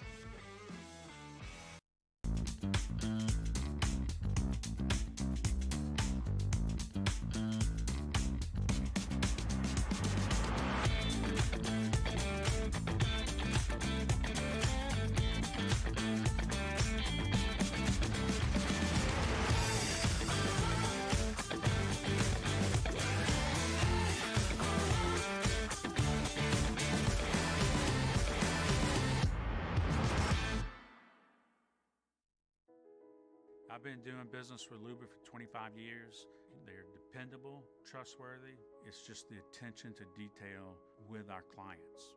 Our folks have years and years of experience. They're highly trained professionals, but many companies have that asset. What I'd like to think makes Luba a bit different is that we use those talents in a way that truly is dedicated to serving the needs of the folks who depend on us. Bayou Chrysler Dodge Jeep Ram has $11,000 off MSRP plus 2.9% for 72 months on all new 2022 Ram Black Widow trucks in stock. All new Bayou vehicles come with a 1 million mile powertrain warranty and free delivery. If you need sales or service, the crew at Bayou is going to do right by you. Louisiana. It's a place defined by culture, by pride, by passion, by people who do more than love this place. They celebrate it, elevate it, champion it. They are the individuals who embody what makes Louisiana great. The companies that make Louisiana a better place to work and live. The nonprofits leading transformational change in our communities. Champions of Louisiana are all around us, and LWCC is proud to celebrate them because we've always been Louisiana loyal, supporting the workers, the innovators, the change agents of this great place we call home. Who are the champions around you? Together, we can share their stories. Together, we can help our home state thrive. Together, we are Louisiana loyal. Always.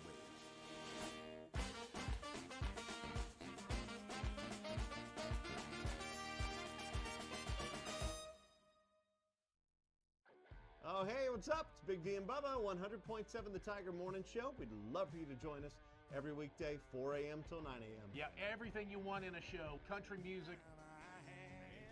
We got laughs. We got celebrity in-studio guests. We just need you. Join us every weekday morning, 4 a.m. to 9 a.m., right where it all started. That's right. Louisiana's country station, 100.7 The Tiger. Service Master Elite create clean, disinfected work environments. As a local business, we take pride in serving the New Orleans and Baton Rouge areas. Our cleaning protocols follow CDC and OSHA standards for healthcare settings, offices, senior living, restaurants, and industrial plants. Contact Service Master Elite to get your operation ready for reopening with germ disinfection cleaning. Service Master Elite, the trusted choice in professional cleaning since 1996. Gulf Coast Bank and Trust is giving our customers the power to bank anywhere, anytime. Hey, it's Hunt. Join me on Tuesday, 1 to 3. We'll have Glenn West talking Tigers and Sharif Ishak recapping Saints and Bucks. Hunt Palmer, 1 to 3, ESPN Baton Rouge.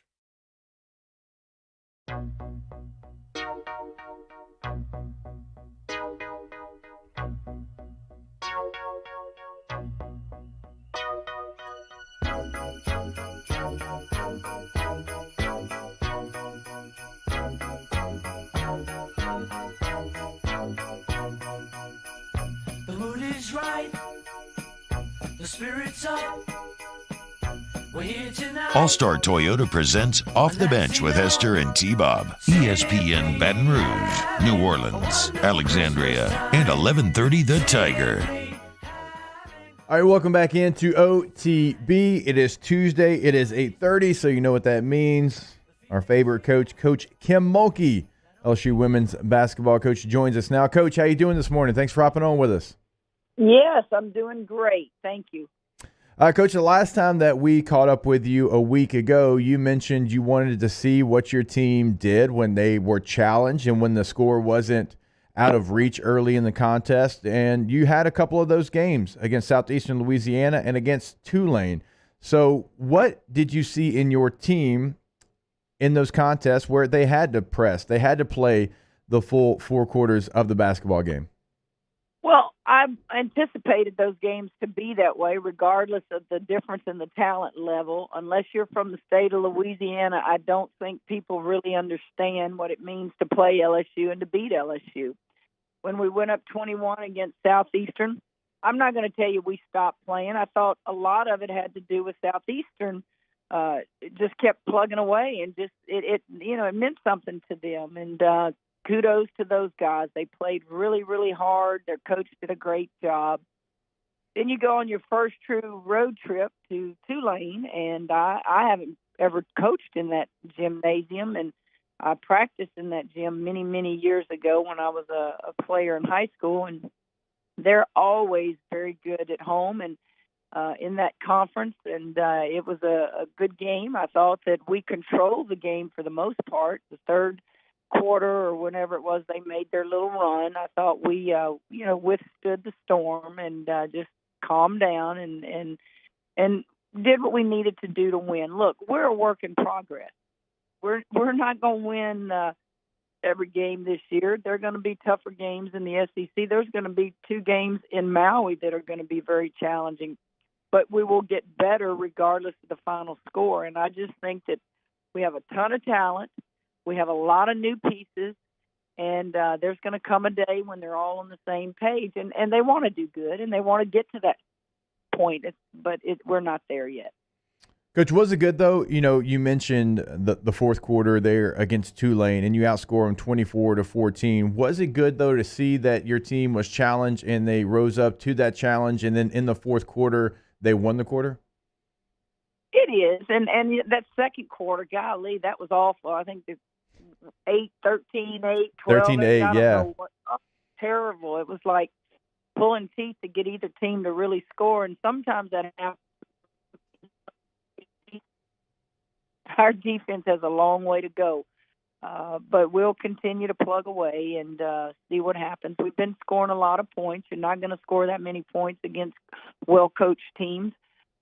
Transition, the last couple of games has been non-existent. Well, when you look back on film, is that because of them getting back on defense, or is that just us fatigued and tired and not pushing it?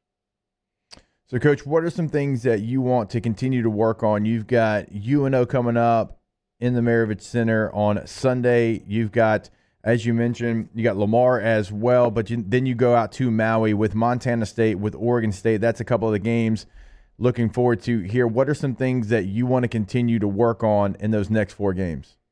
Well, it's not just those 4 games. It's this week. It's finals week, and our schedule will be crazy with practice. We'll be changing it. But this is a great time to keep teaching. This is a great time to put in some new stuff, a lot of quick hitters, some new inbounds plays.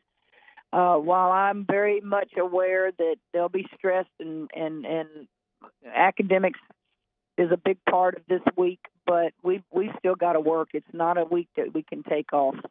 Coach, what is that like? Because for a football player, like, it was really the only time that we had off, because SEC championship game was last week, and now you have some time off before the bowls, and so you can kind of focus on your academics, on the finals there, and then obviously bowl practice, like, you're the only person on campus because everybody else kind of goes home outside of the athletes there. But what is it like trying to make sure that they get enough time in the gym, they get enough time in the classroom, and make sure that everything kind of syncs up together?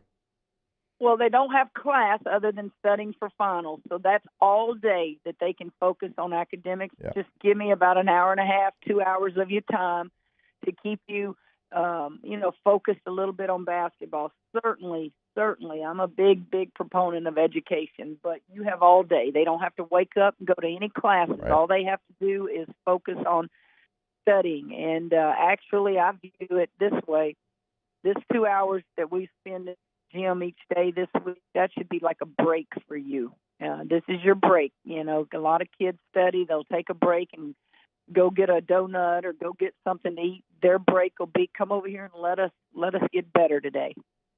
That was always something that, all my coaches, it's like, hey, I understand you have things going on that are very important on the outside, but while I have you, give me everything you've got, your full attention, mentally and physically, for 2 hours. Like, if you're here, you have to be here. And I imagine there's some challenges with that, Coach, but it feels like you probably have a team that is, bought into, if I'm there, I have to be there. We're going to continue to get better, because this is still a unit. As you've mentioned multiple times, you're still growing together, figuring out, learning each other with all the new pieces.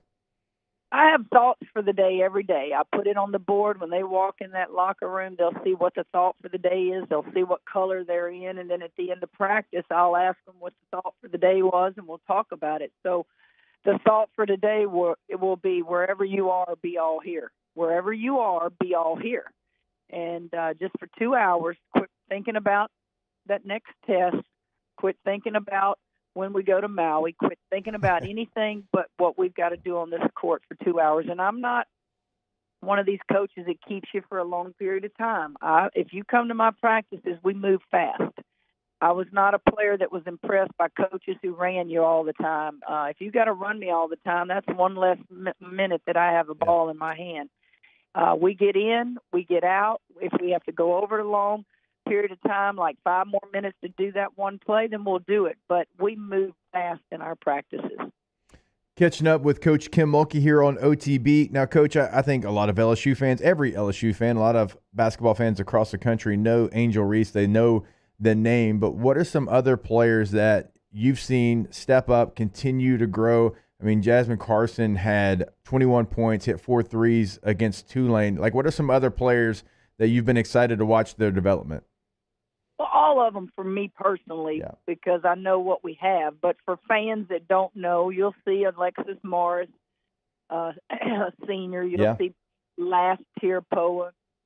Those two pretty much run our point, along with Kateri Poole, transfer from Ohio State. Then you go Flage, everybody knows her because she's our rapper, and she's also a very good.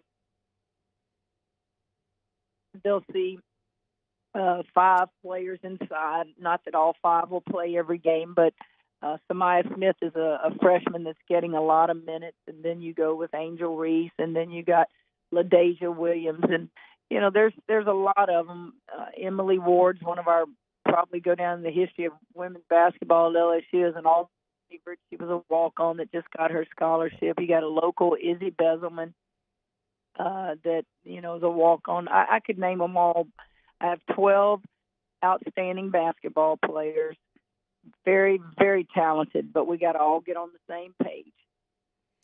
Now, Coach, before we let you go, we were talking earlier about the transfer portal opening up in college football. And yesterday we were doing the morning show, and there was 300 players in it. And then before I did my afternoon show on Sirius XM, there was 450, and then it was like 550. And then by the end of it, it was 770. And now it's over 1,000 players in the transfer portal. Like, to me, I mean, those numbers are massive. And obviously football's got a bigger roster than basketball.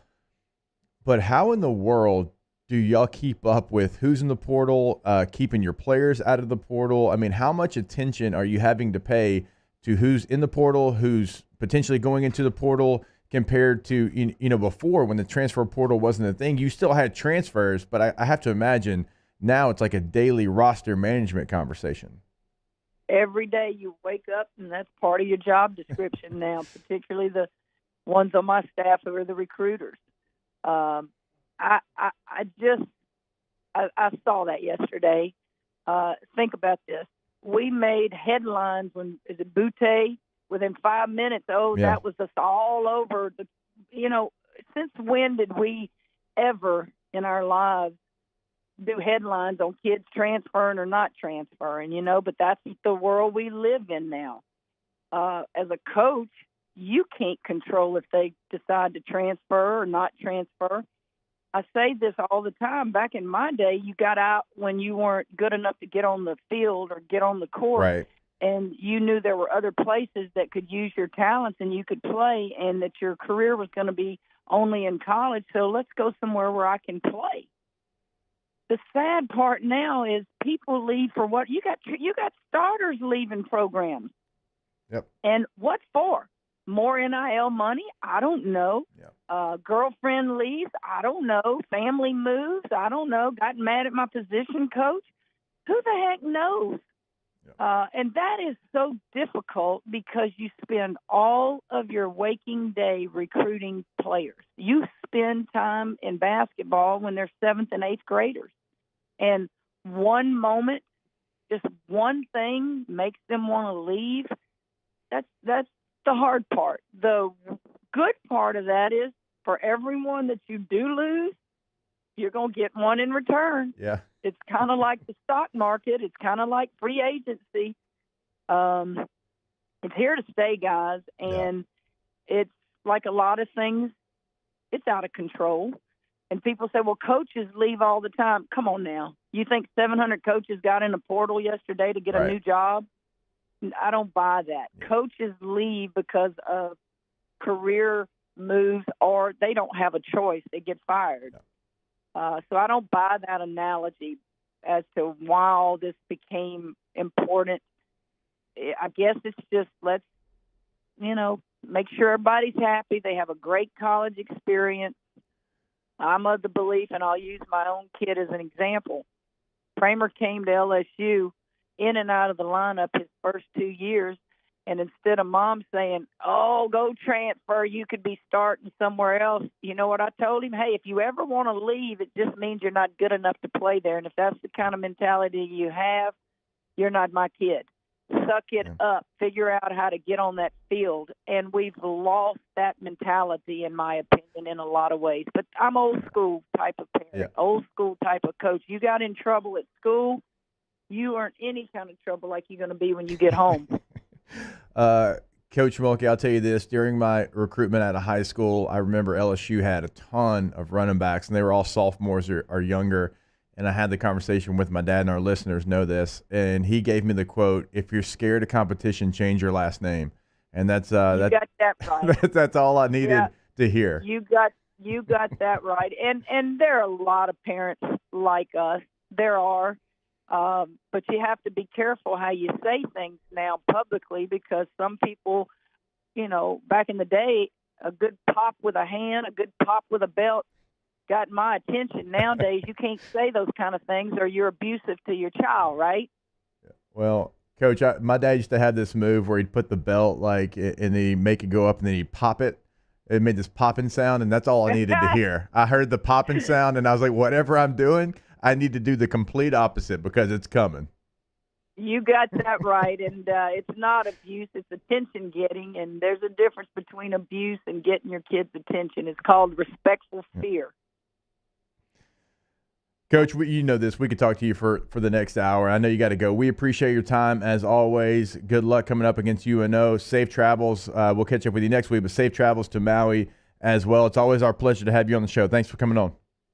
You're welcome. Take care. You as well. Man, I could talk to her all day long. Always enjoy those conversations. I mean, she is my dad.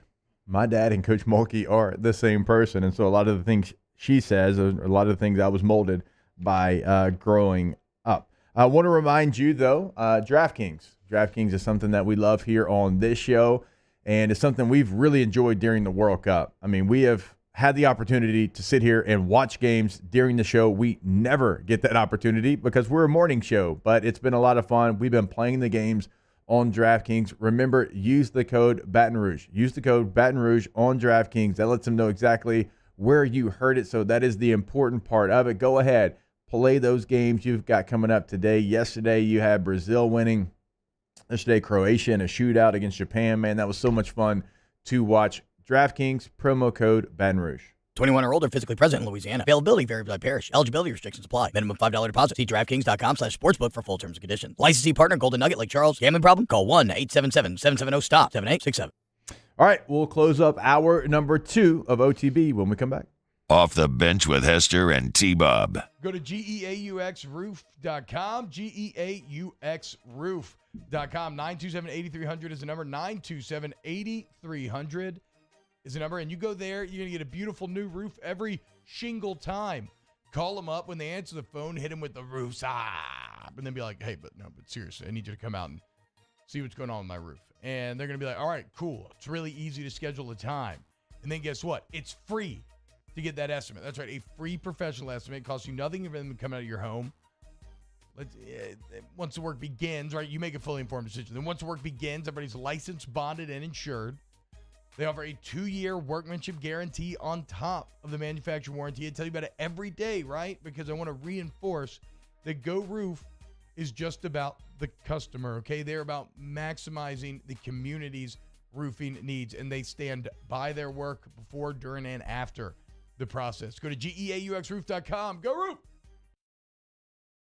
In times of need, get a full list of phone numbers, websites, and other important emergency information on the Demco Stormwatch page at 1045ESPN.com.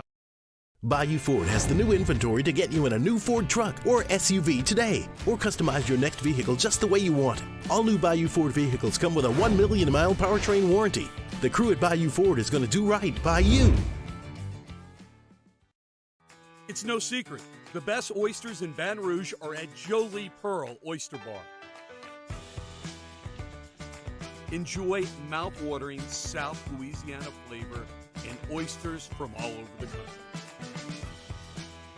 And don't forget our nightly drink specials.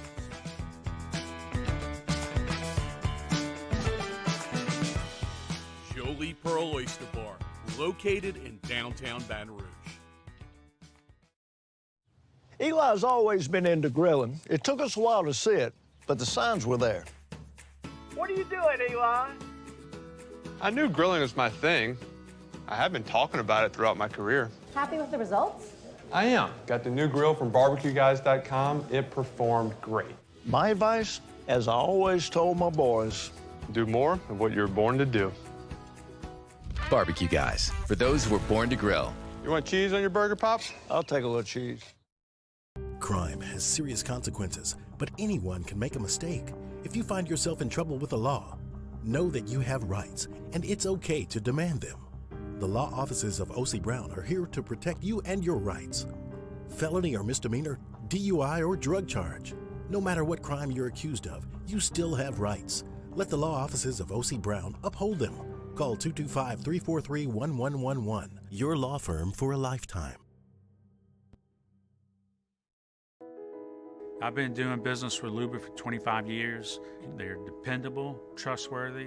It's just the attention to detail with our clients. Our folks have years and years of experience. They're highly trained professionals, but many companies have that asset. What I'd like to think makes Luba a bit different is that we use those talents in a way that truly is dedicated to serving the needs of the folks who depend on us. Gulf Coast Office Products is a nationally recognized Savin office equipment dealer based right here in Louisiana. Over 100 employees strong, Gulf Coast has the boots on the ground to support all vertical markets, from education, engineering, legal, and finance. With the latest in office technology, from desktop to production segment units, Gulf Coast and Savin have the perfect fit for you. Call 225-756-2644. That's 756-2644 for Gulf Coast Office Products.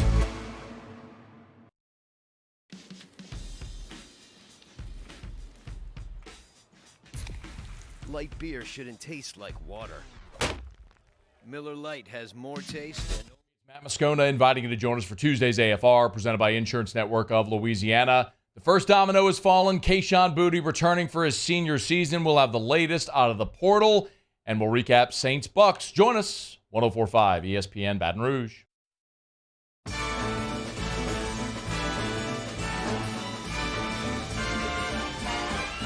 It's the most wonderful time of the year. With the kids jingle belling and everyone telling you be of good cheer. All-Star Toyota presents Off the Bench with Hester and T-Bob. ESPN Baton Rouge, New Orleans, Alexandria, and 1130 The Tiger. All right, welcome back into OTB. In the latest portal combat, Jaheim Bell, the very talented tight end from South Carolina, has put himself into the transfer portal. He was a player that did a lot of different things for South Carolina. Austin Stogner is another tight end. He transferred from Oklahoma with Spencer Rattler to South Carolina. He has also put his name in the transfer portal. We mentioned 5 Alabama players late yesterday put themselves into the transfer portal. Tommy Brockermeyer, who was ESPN high school recruiting number 2 overall recruit in 2021, was a player. JoJo Earl, a name that LSU fans will certainly remember, longtime commit to LSU, number 73 player in the 2021 ESPN 300, put himself in the transfer portal after having 12 catches for 155 yards and a pair of touchdowns on the year. I mean, this thing, I could sit here and I could just give you name after name after name after name. That's just the latest that we've seen inside the transfer portal. All right, to kick off hour number 3, unfortunately, we have to go back to the Saints. But fortunately, it's with our guy, Nick Underhill, NewOrleans.football. Off the Bench with Hester and T-Bob. All right, go to PatientPlusUC.com. PatientPlusUC.com. Remember, you can schedule your appointment right there on the website, but over at Patient Plus, walk-ins are always welcome. And that is important because there's always a location in the Baton Rouge area that is convenient for you. That's why it's quality care for life's little unexpected moments. So go ahead, walk in. They always say get in and get better. That's their tagline, because you're going to get in fast and you're going to get better. Like, once you go there, you're going to see exactly what we're talking about. And T-Bob always says it. You're not walking to a dingy office. I mean, you're walking into a state-of-the-art facility, no matter which one you go to, right? It's not like they have one nice one and the other one's – no. Every single Patient Plus has standards, and they're going to exceed every standard that you have. I mean, it's truly incredible. They've helped me. They've helped T. Anything that you need, they've got you covered over at Patient Plus. So go check out their website today. Again, PatientPlusUC.com. Get in and get better. Winter can be magical. The Mercedes-Benz Winter Event is here, and there's no better time to check out our new Mercedes-Benz of Baton Rouge inventory. We have the vehicles that can make your holiday extraordinary. See all the latest technological features on the newest models during our Mercedes-Benz Winter Event. Shop our best of the best award-winning dealership. Visit mbobr.com.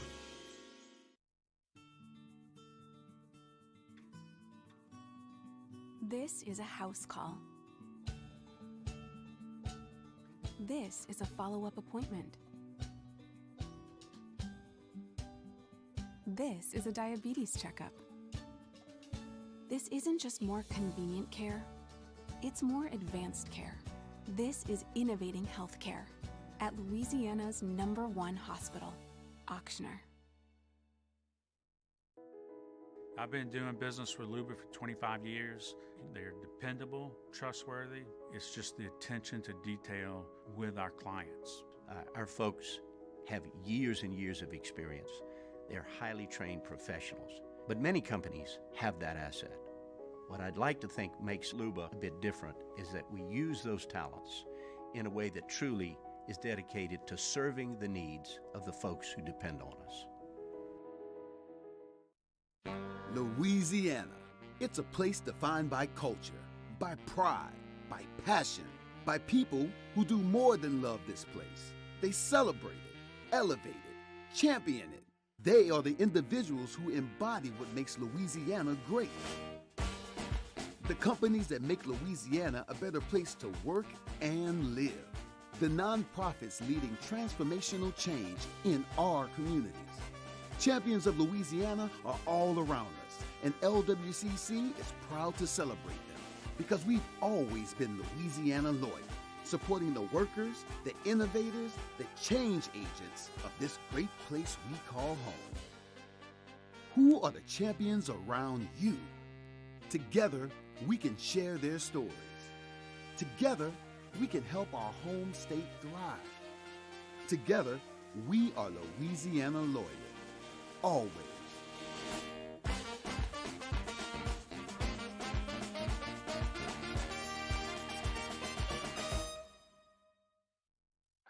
Oh, hey, what's up? It's Big V and Bubba, 100.7 The Tiger Morning Show. We'd love for you to join us every weekday, 4 a.m. till 9 a.m. Yeah, everything you want in a show. Country music.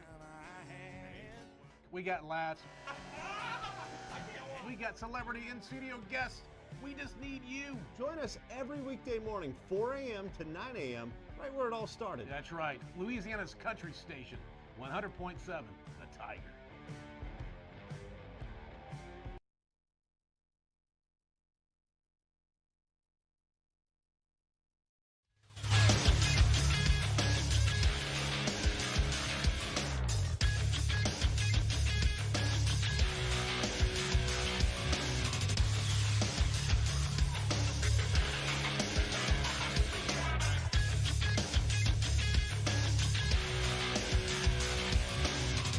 Good morning, everybody.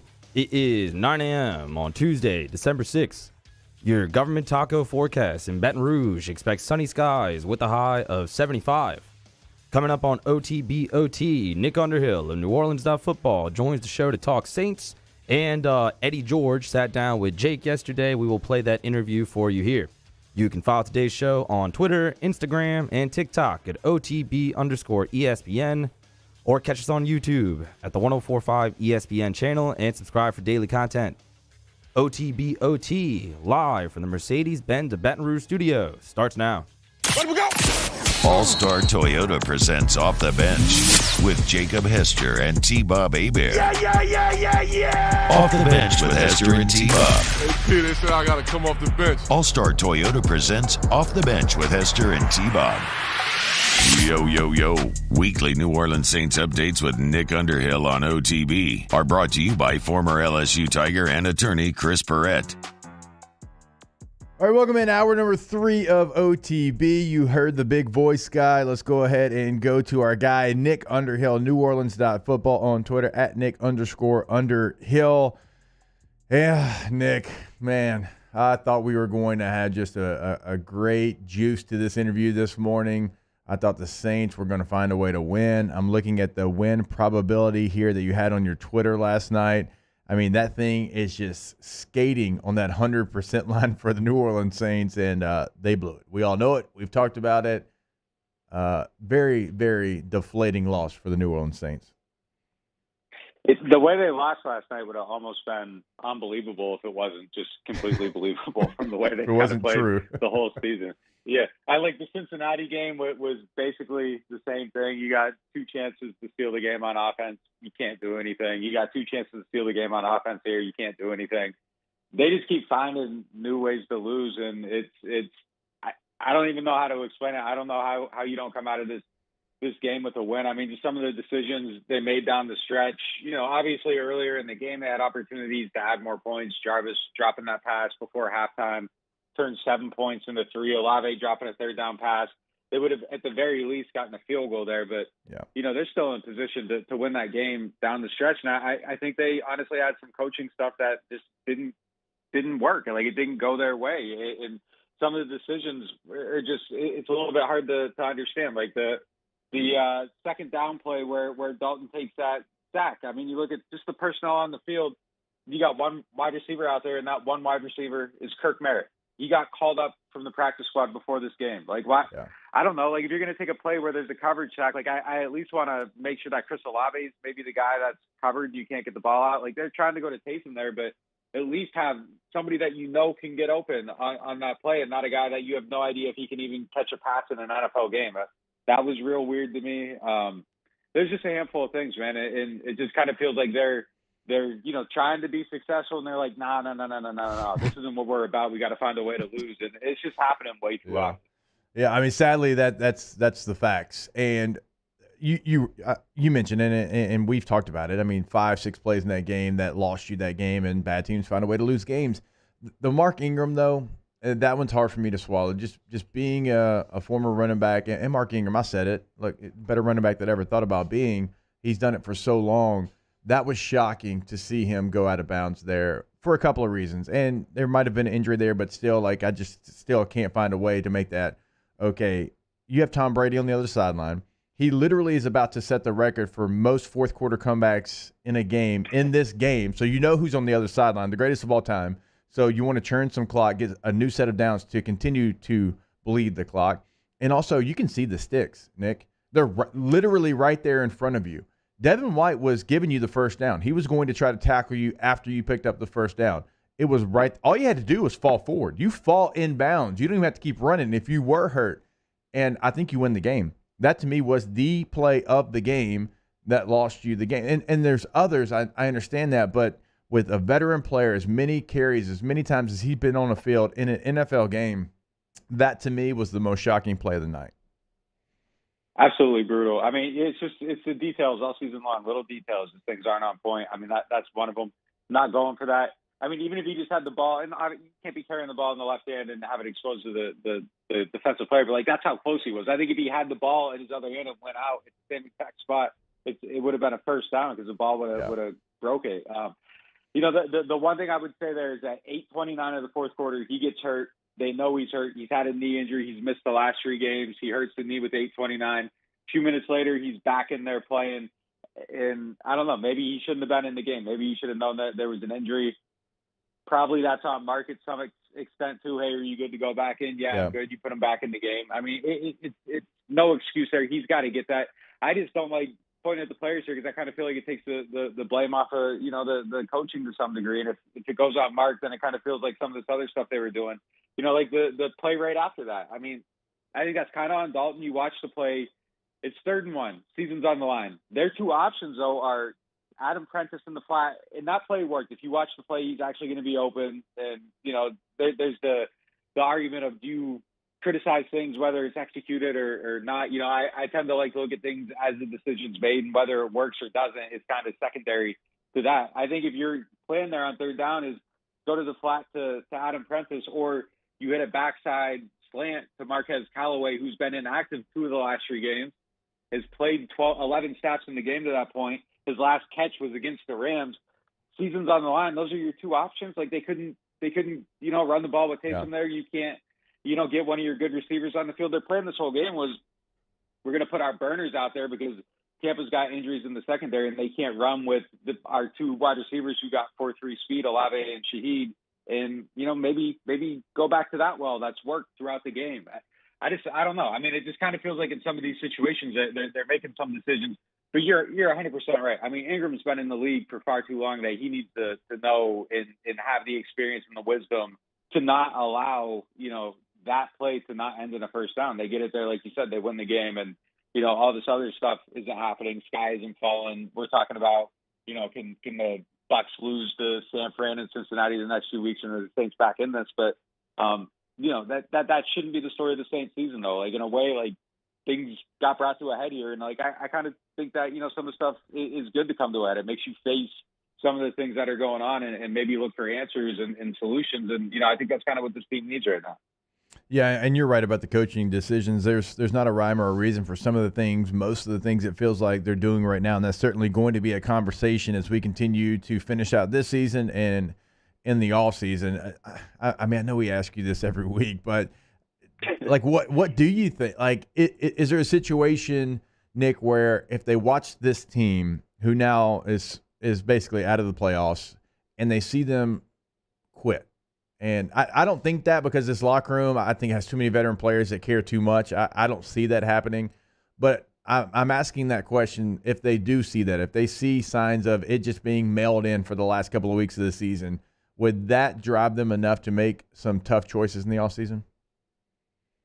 I think it's interesting because up to this point, you can sell hope. You can sell the playoffs. You can sell, keep fighting. Everything's ahead of us. We can reach our goals, all this stuff. Like, that's gone now. I mean, they haven't been mathematically eliminated, but practically you can't walk in that locker room and incredibly say, hey, like, let's keep going. We can figure this thing out. You can't figure it out. The players know that. Everybody knows it. So I think now it's just down to that pure desire. Do we want to keep showing up for these people, or do we believe in these coaches? Is this the path forward? Am I happy being part of this? Do I want to be part of this? Like, I think there's a lot of things that people got to got to ask themselves, and I think we're going to see the real stuff now, like kind of really, if there is a buy-in and everything like that. And if there isn't, I think that's when those conversations start. Like if you see the team start showing up with horrible effort, I thought the whole season they played hard. The Pittsburgh game aside, I think the Pittsburgh game, it was kind of like a weird downturn. Carolina week 3 was another weird game, but they weren't in this situation yet. So I pushed that one aside. But they've come out playing really hard the last few weeks. San Fran, I thought they played really hard despite, the result. This one, obviously they were playing hard.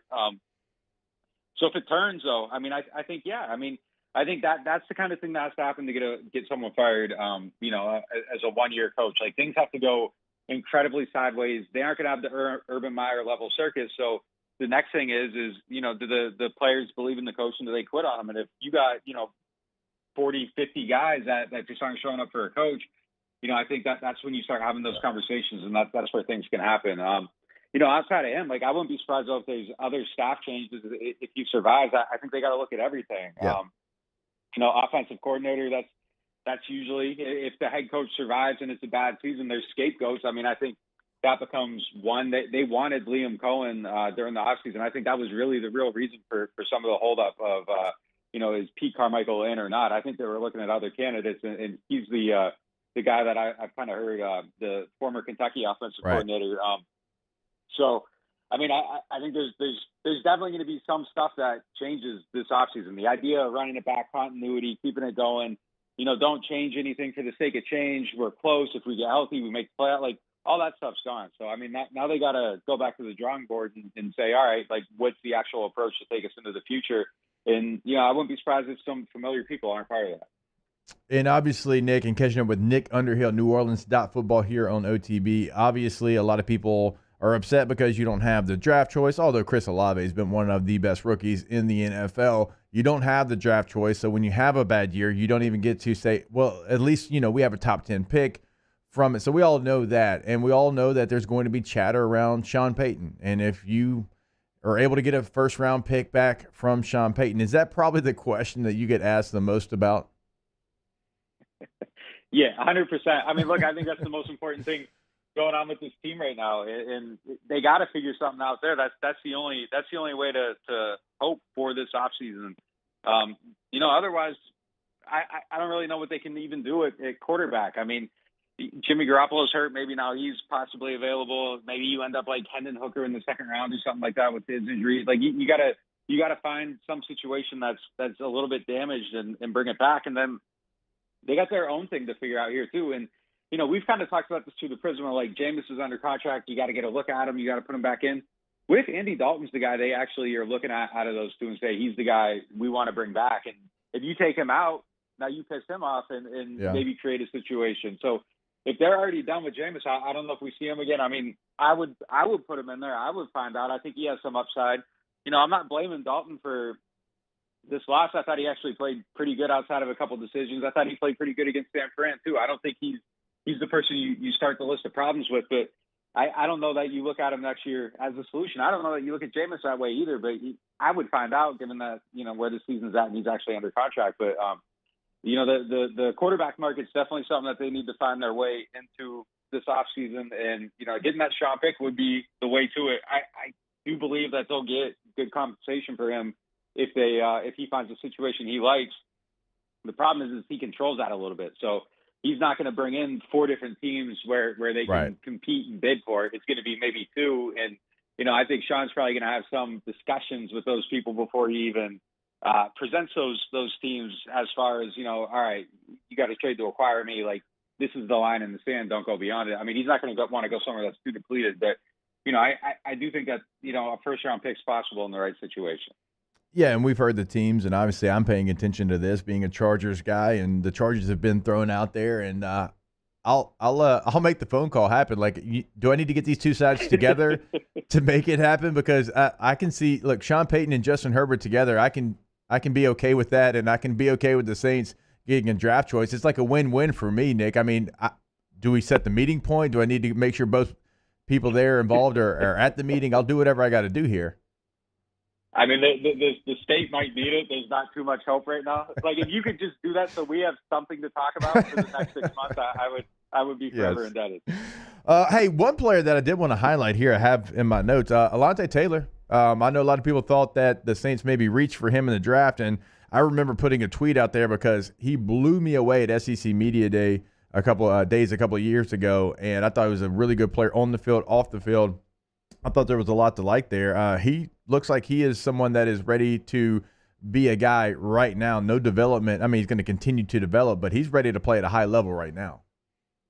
Yeah, the only thing that I think has been wrong with him is his tackling, and I talked to him about it this week, actually, and he said he approaches it a little bit too hit or miss, and he just needed to figure out how to bring a little bit of balance to that approach and sometimes be willing to take the routine tackle, not the big blow-up highlight, knock the ball out type play. And I thought he did that this week. I thought he tackled much better. His coverage looked really good. He plays with so much confidence. It's kind of unbelievable, just like I hate to use the word swagger, but like he just personifies it, and just the way he plays, the way he talks, as you mentioned, he seems ready. And that's another thing they're going to have to look at here too. Like a week ago, Debo had the great game. He played really good. And it felt like the path forward was with him, and Lattimore and Taylor even acknowledged that. He said, hey, I'm probably going to end up being on the sidelines. I don't like it. I don't agree with it. I think I've done enough to play, but I'm a rookie, so I'm just going to play my role.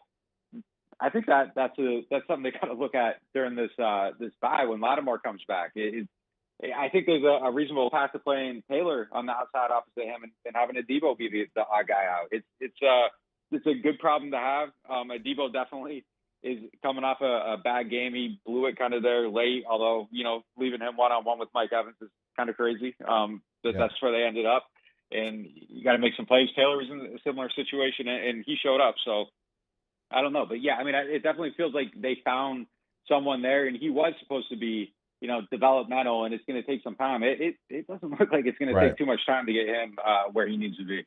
I am right there with you. All right. I'm sure Nick has a lot coming up. Typically, we ask him, like, hey, what do you got coming up? I'm going to assume, Nick, that you have a lot of articles covering a lot of things, a lot of the things that we talked about here today, because you're getting a lot of questions about the New Orleans Saints right now coming up on NewOrleans.football. Going to assume that.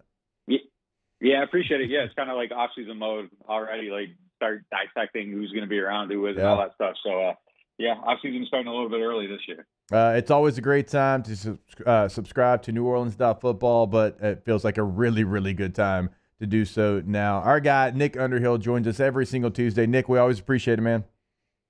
Yeah, thanks for having me, man. Nick Underhill, Nick_Underhill on Twitter, NewOrleans.football. Going to be a very interesting offseason there in New Orleans. Coaching staff, roster, draft, what you have, what you certainly don't have, Sean Payton, what's going to go on there. I mean, there's a lot. And I was speaking with someone that knows Sean Payton very well, play for Sean Payton, and they said, one thing Sean likes to do a lot is flirt with the idea of doing something more than maybe even doing that something. So we assume that he wants to get back next year into coaching. Will that be the case? I think a lot of Saints fans, crazy enough, Mario, because we talked about it when it happened, and T was like, I don't want to see him coach anywhere else. Now every Saints fan is basically praying that Sean Payton coaches so you can get a draft choice. Yes, the opposite of F them picks. Give us all the picks. we need them. Yes, the Saints do. And the Chargers right now are currently 6-6, so the pick would be somewhere in the teens, and so it would not be a horrible pick. It wouldn't be the top 10 pick that you would have had if you would have kept your draft choice. But again, Chris Olave, one of the better rookies in the NFL, so at the time making that choice, and you felt like you were on the doorstep. You felt like your window was still open, and as we're seeing 4-9, it is completely closed with this current makeup of the Saints roster. All right, we need to take a break. When we come back, I was very fortunate to catch up with Tennessee State head coach, 1995 Heisman Trophy winner, Ohio State Buckeye legend Eddie George yesterday. He had some very interesting thoughts on the transfer portal and the state of college football. We'll have that for you when we come back here. It's OTB. OTB, OT. All right, go to All-Star Toyota of Baton Rouge.com, All-Star Toyota of Baton Rouge.com. Like we tell you every single day, a couple times a day, buying, leasing, and renting, they've got you covered. It's always a great time to buy new over there at All-Star because you can go in there, you can customize exactly what you're looking for. Doesn't matter if you want the murdered out mini like T. If you want the Stormtrooper look, told you about that one. All white with black tires, black rims. They can do that for you. Whatever your heart desires, they can do it for you. Leasing is something that I've taken advantage of. And I went over there just assuming I needed a Sienna or a Sequoia. That's not the case. I mean, we've got 4 boys and we got equipment, sports equipment in the back, and it is plenty big enough for us to be comfortable in that Highlander, that midsize SUV. You'll have options over at All-Star. And if you want to rent, if you're looking to rent per day rental prices better than you'll find anywhere else out there, find the full list because the full fleet is available and all the things we talk about. All-Star Toyota, BatonRouge.com. Professional golfers John Peterson and JJ Colleen answer all your golf and life questions inside the new Drop Biscuit Studios podcast for the people. Download or subscribe today at dropbiscuit.com. At All-Star Toyota, you get it all. If you're in the market for an all-new Toyota vehicle, come see our friendly and knowledgeable sales team at All-Star Toyota. Located in Baton Rouge at the corner of Airline and Goodwood, we've been serving our community since 2005 by offering a large selection of new Toyota cars, trucks, and SUVs. Get behind the wheel of your dream car and take a test drive at All-Star Toyota today.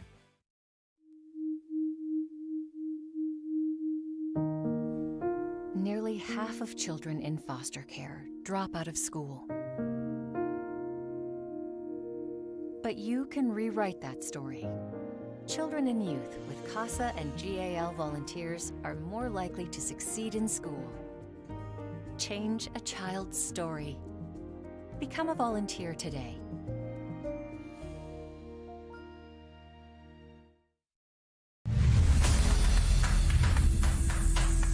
We get it done with strength, commitment, dedication, grit.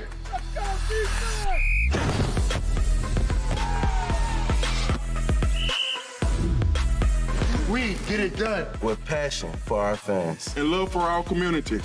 We are the Tigers. Get it done. Let the values of the purple and gold be in your starting lineup this season. And as always, get it done. Service Master Elite create clean, disinfected work environments. As a local business, we take pride in serving the New Orleans and Baton Rouge areas. Our cleaning protocols follow CDC and OSHA standards for healthcare settings, offices, senior living, restaurants, and industrial plants. Contact Service Master Elite to get your operation ready for reopening with germ disinfection cleaning. Service Master Elite, the trusted choice in professional cleaning since 1996. There it is, the extra mile, on the border of expected and extraordinary for those willing to go further, like vans customized for work or play, with safety and tech to keep you connected, supported by a 5-star sales, service, and finance team, and backed by the 1-star you know. So go the extra mile. It's never crowded, because so few have what it takes to go there. Mercedes-Benz Vans. It's no secret. The best oysters in Baton Rouge are at Jolie Pearl Oyster Bar. Enjoy mouth-watering South Louisiana flavor and oysters from all over the country. And don't forget our nightly drink specials.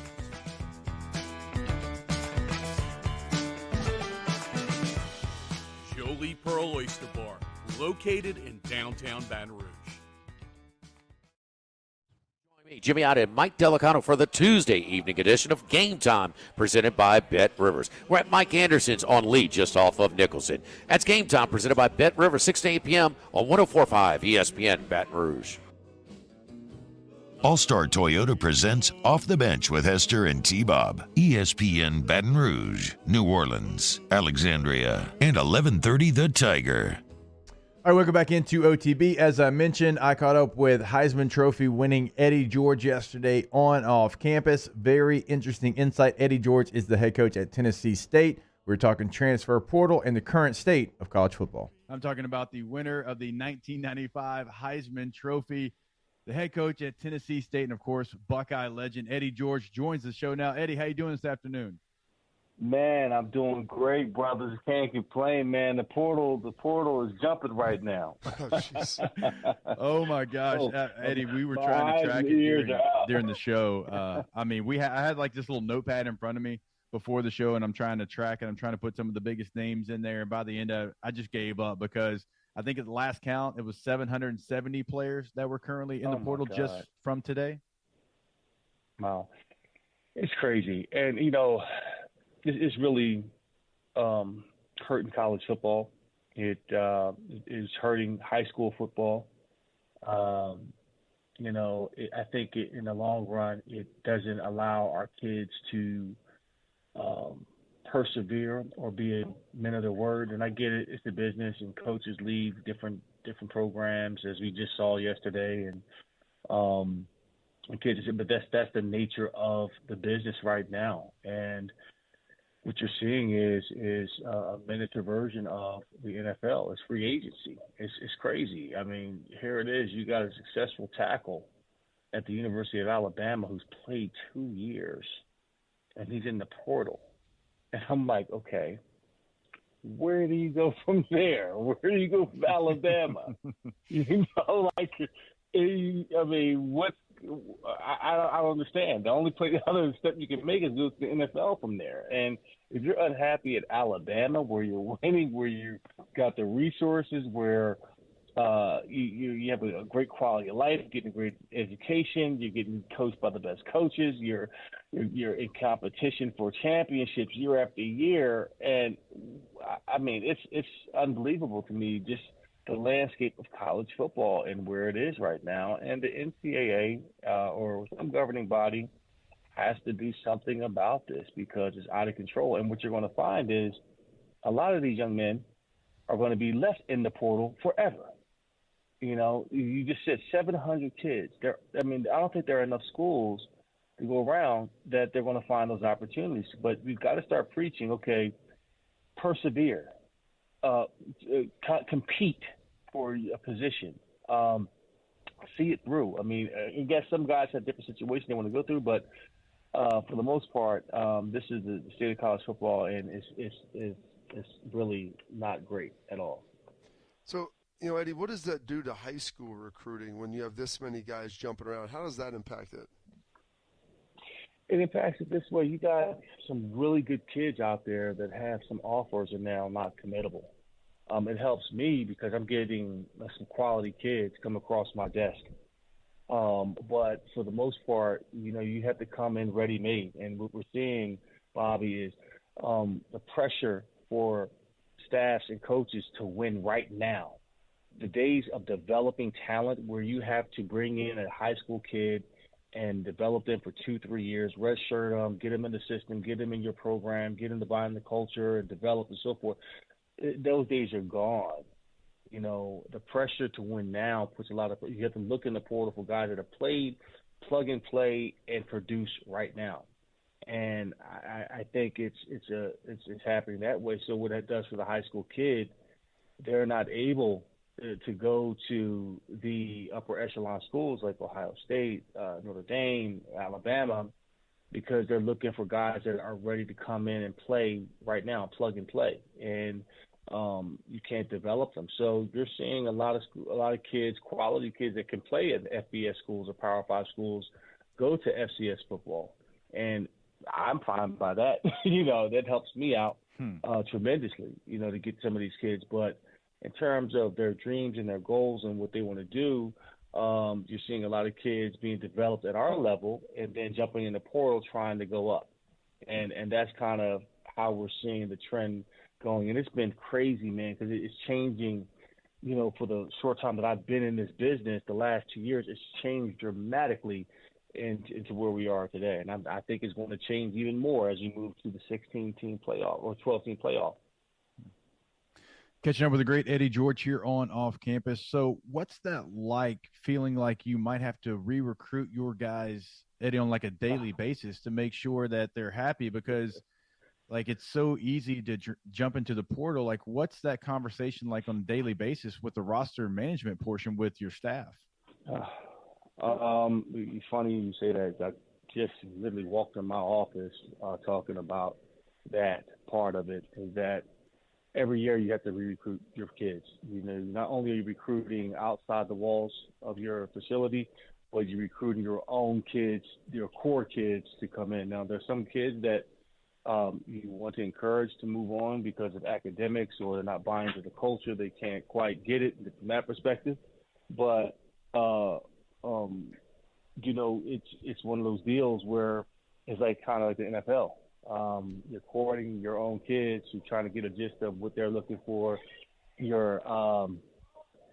It's hard for you to really drill down the disciplinary stuff that you're trying to create because it might be too hard for them. But that's where we are. You got to kind of cater and court your own kids and make sure that they're okay, that they have a nice comfortable blanket and they're eating well and they've got a plethora of sneakers and shoes and sweatshirts to pick and choose from. You kind of always put that smiling face on and make sure that they're comfortable, and so they'll have a chance to say. And I tell my kids, I say, hey, I can get you to where you want to be, but you have to have the passion and desire and the willing to sacrifice to get there.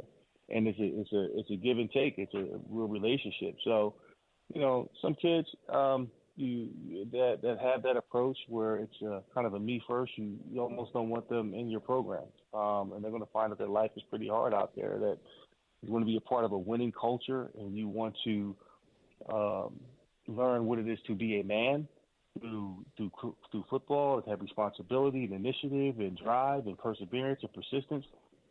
And you want to stay here. It's amazing you bring that up, Eddie, because, coming up, after you hearing about the legendary summer workouts, with Coach K, with you and Sean and Joey and Braves, Fick and all those guys, and just how incredibly hard they were.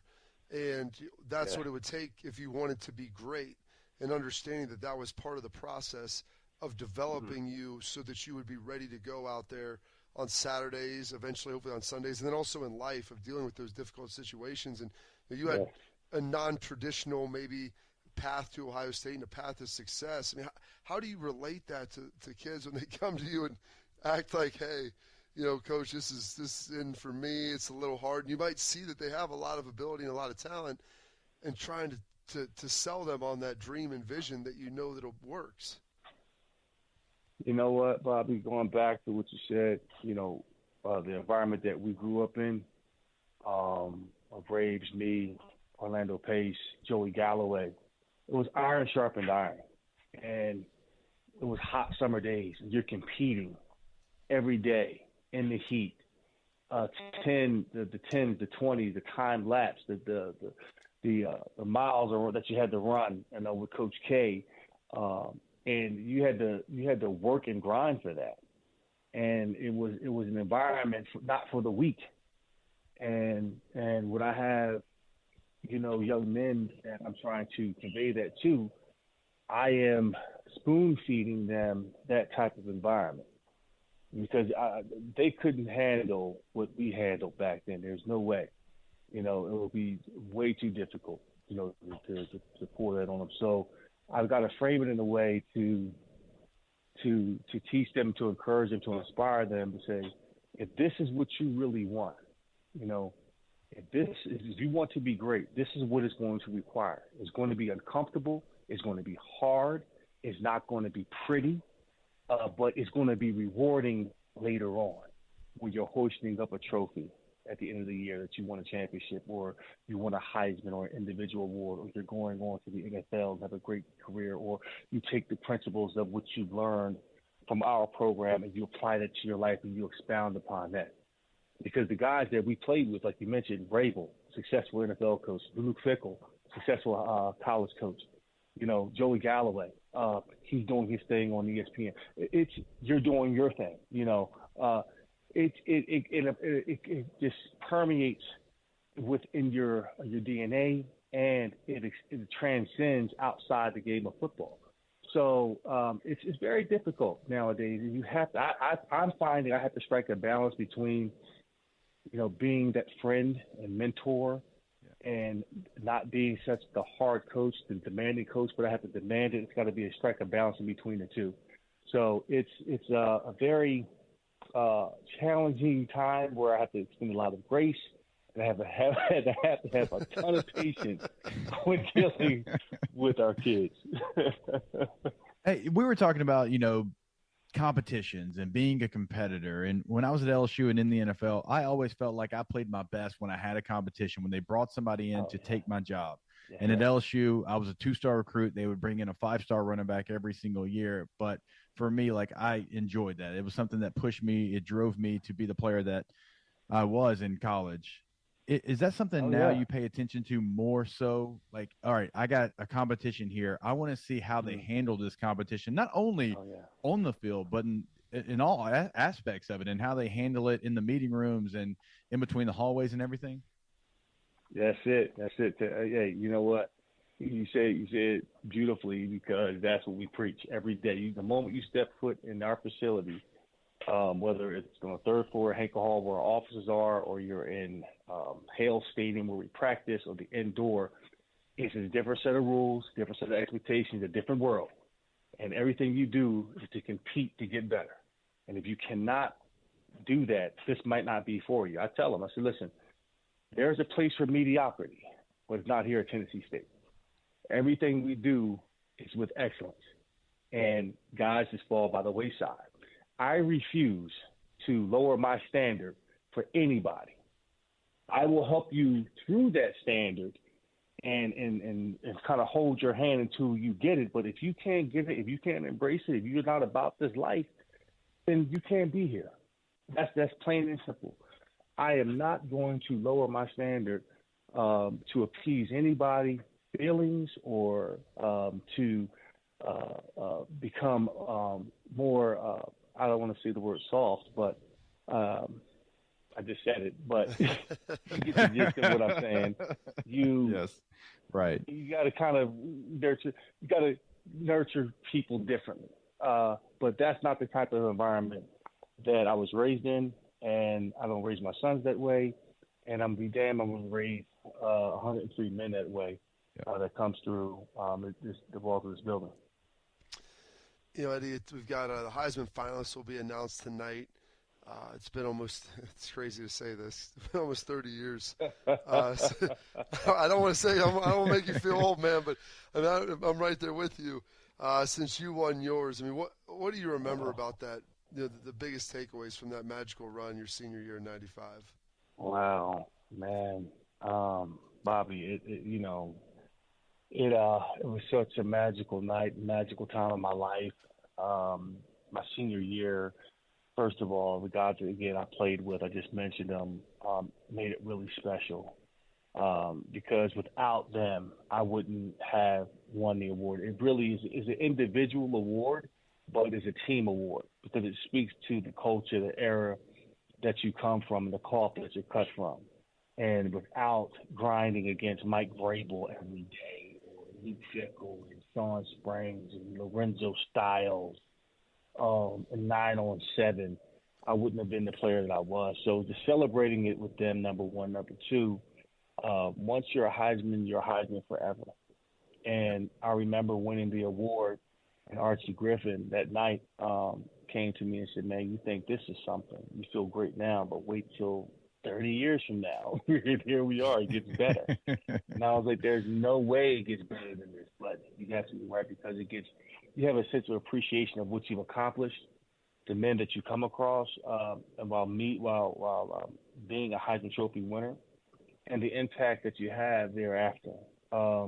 Every time I walk past the trophy, it reminds me of what is possible when you truly buy in and you're all in on your passion, your craft. And I'm just grateful and thankful every day to be able to go up to New York and to bring in a new Heisman Trophy winner. And with that, Eddie, we were talking earlier today about how much conference titles and some of these things mean, and the achievements. When maybe in the time, and you're looking and aspiring to the NFL and all these different great things, but to be able to win a conference title, to win a Heisman Trophy, and especially some of these big team awards, like with what Kansas State was able to do, at Utah, and like these guys, they go. My kids are old enough now that I can take them back through and show them your Heisman and Troy. That was my quarterbacks. These are our teams, Big Ten championships and different things. Like trying to convey? Is there a way to convey that to guys who are 20 years old where they don't just look at you as if you're an old man who's trying to be nostalgic? All you can do is preach it. I think what's gone now is the love of playing college football, and that because when we came out, it meant something to don the scarlet and gray and to play for your university, to play for the pride of playing football and not necessarily trying to build your own personal brand or NIL deals and stuff like that where we are today. It meant something to play in the Rose Bowl. It meant something to play in the Fiesta Bowl. It meant something to win a Big Ten championship. And I don't know if that's at the top of the priority list for some of these players. And all you can do is just continue to preach it and to show them that it does have value. It means something. You know, it's not at the end of the day, hey, I get to go to the NFL and make a ton of money. Yeah, that's great. That's a livelihood. But what you're missing is the life lessons, the relationships, the ability to grow and evolve in a way and to be challenged in a way that you've never been challenged before. And you can't take that stuff for granted. I mean, we have an opportunity to play in these bowl games and championships in some of these schools like LSU and Ohio State and Notre Dame and that team up north. It really is an honor, and it means something. And you won't know how much it means something to you until you're my age now and looking back on that time like, man, you know what? I maximized that time where I did not maximize that time.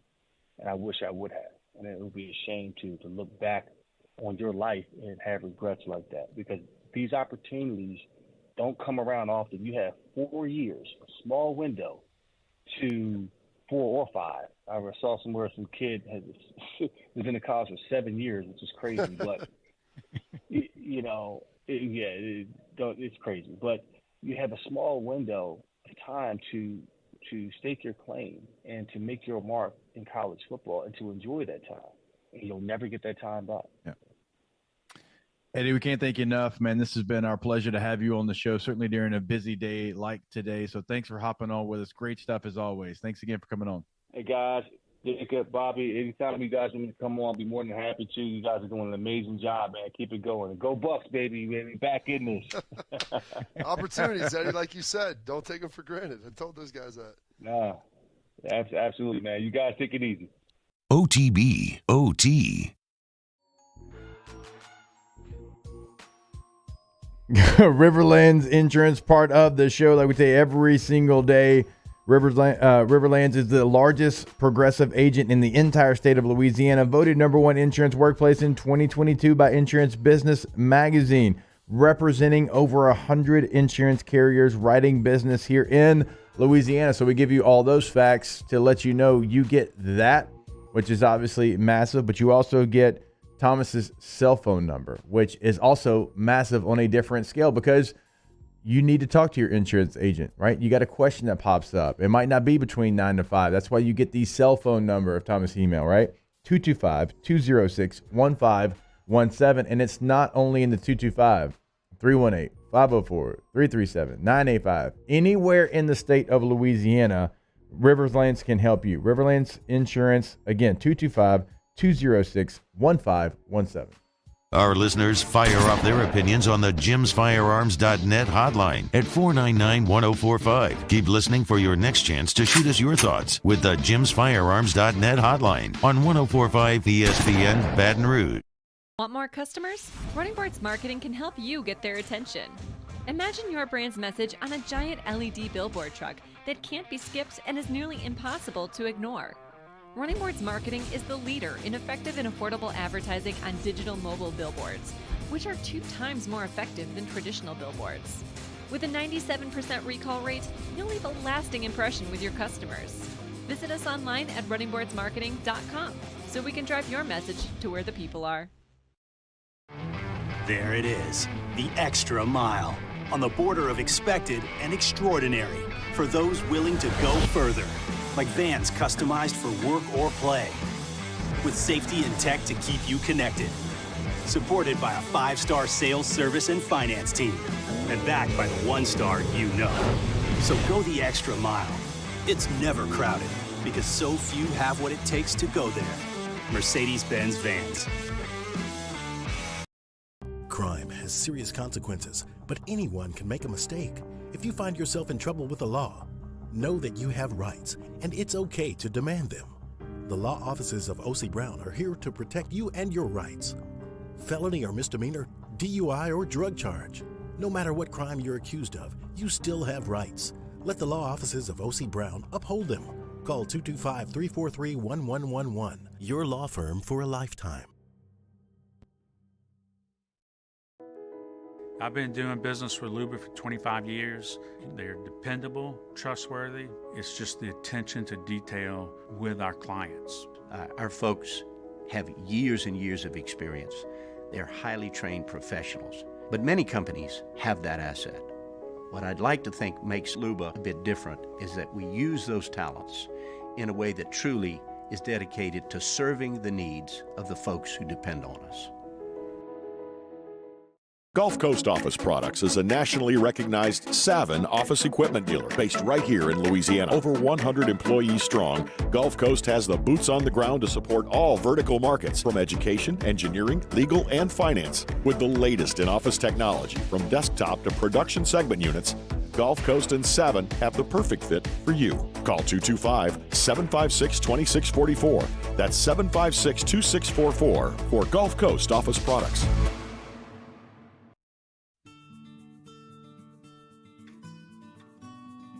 This is a house call. This is a follow-up appointment. This is a diabetes checkup. This isn't just more convenient care, it's more advanced care. This is innovating healthcare at Louisiana's #1. It's Hunt. Join me on Tuesday, 1 to 3. We'll have Glenn West talking Tigers and Sharif Ishak recapping Saints and Bucks. Hunt Palmer, 1 to 3, ESPN Baton Rouge. OTB, OT, with Hester and T-Bob on 104.5 ESPN Baton Rouge and 94.7 ESPN Alexandria.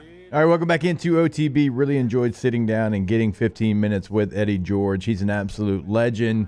Obviously one of the better college football players that we've seen, certainly in the last couple of decades, and now a head coach at Tennessee State. So he's living this every single day. Some strong statements from the great Eddie George. A lot of people in the chat asking about LSU. Like right now, they currently don't have any players from the 2022 roster that are in the portal. Now, that is probably subject to change. It's, I guess, a little surprising because we've seen it everywhere from almost every school that you know. They've had players enter the portal. Right now, LSU does not have one currently. Again, I'm sure things will heat up at some point, and they've extended a couple of offers, reports are, in the transfer portal. I mean, also, though, I know they're going to have exit interviews, and they mentioned that, but also, it kind of tells you, again, going back to the Keyshawn stuff we had in segment number 2, the culture that they've built over there and what they're trying to get done and everyone buying in and everyone being aligned. I don't expect LSU to have massive numbers like Alabama and A&M and Louisiana Tech, who's got 15 guys in the transfer portal, Virginia Tech, who's basically got their whole team, it feels like, in the transfer portal. I don't expect that from LSU. Will there be some guys? Yes. Will there be players that you know their names? Yeah, probably so, but it's not going to be mass exodus like we've seen in other places because there's a real buy-in across the Ponderosa, and that team is really, I think, seeing the plan and seeing the future of LSU football, and they're excited about that plan and the future of LSU football. So I don't expect a ton of names, but, of course, when those names do come, we will certainly let you know about those. Brent inside the Bayou 4 chat, when's the cutoff to enter the portal? I believe this period goes through January, early portion of January, and then it opens maybe actually January 18th. And then I know it opens back up in May after spring practice. And so it will slow down at some point. You're not going to have 300-400 players enter the portal every single day. Obviously, like the day it opens, you're going to have your highest numbers. And today you'll continue to have high numbers, probably tomorrow, next couple of days, of 2-3 days down the road.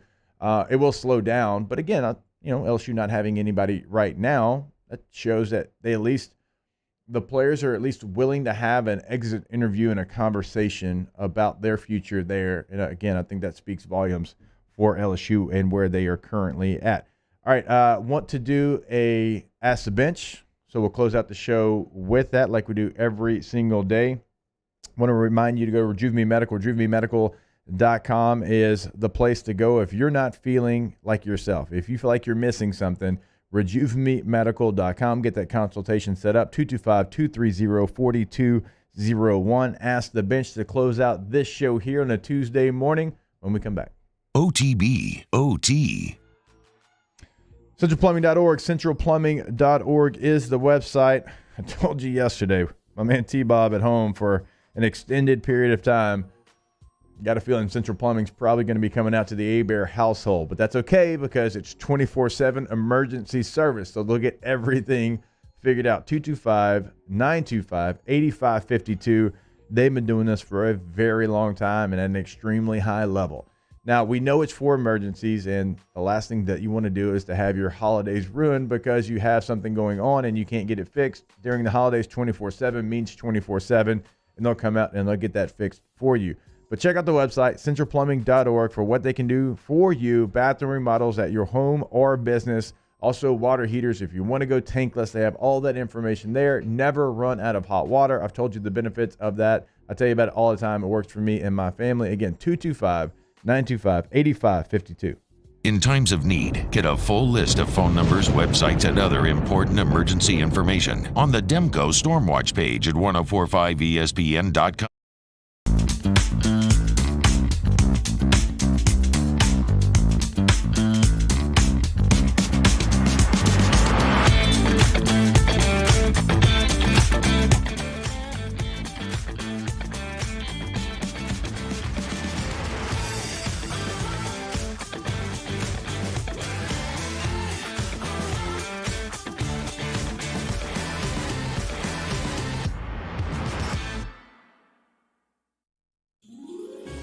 Winter can be magical. The Mercedes-Benz Winter Event is here, and there's no better time to check out our new Mercedes-Benz of Baton Rouge inventory. We have the vehicles that can make your holiday extraordinary. See all the latest technological features on the newest models during our Mercedes-Benz Winter Event. Shop our best of the best award-winning dealership. Visit mbobr.com. I've been doing business with Luba for 25 years. They're dependable, trustworthy. It's just the attention to detail with our clients. Our folks have years and years of experience. They're highly trained professionals, but many companies have that asset. What I'd like to think makes Luba a bit different is that we use those talents in a way that truly is dedicated to serving the needs of the folks who depend on us. Louisiana. It's a place defined by culture, by pride, by passion, by people who do more than love this place. They celebrate it, elevate it, champion it. They are the individuals who embody what makes Louisiana great. The companies that make Louisiana a better place to work and live. The nonprofits leading transformational change in our communities. Champions of Louisiana are all around us, and LWCC is proud to celebrate them because we've always been Louisiana loyal, supporting the workers, the innovators, the change agents of this great place we call home. Who are the champions around you? Together, we can share their stories. Together, we can help our home state thrive. Together, we are Louisiana loyal. Always.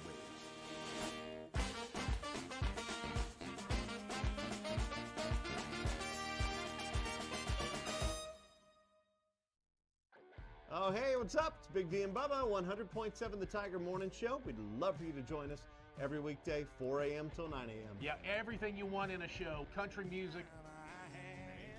We got laughs. We got celebrity in-studio guests. We just need you. Join us every...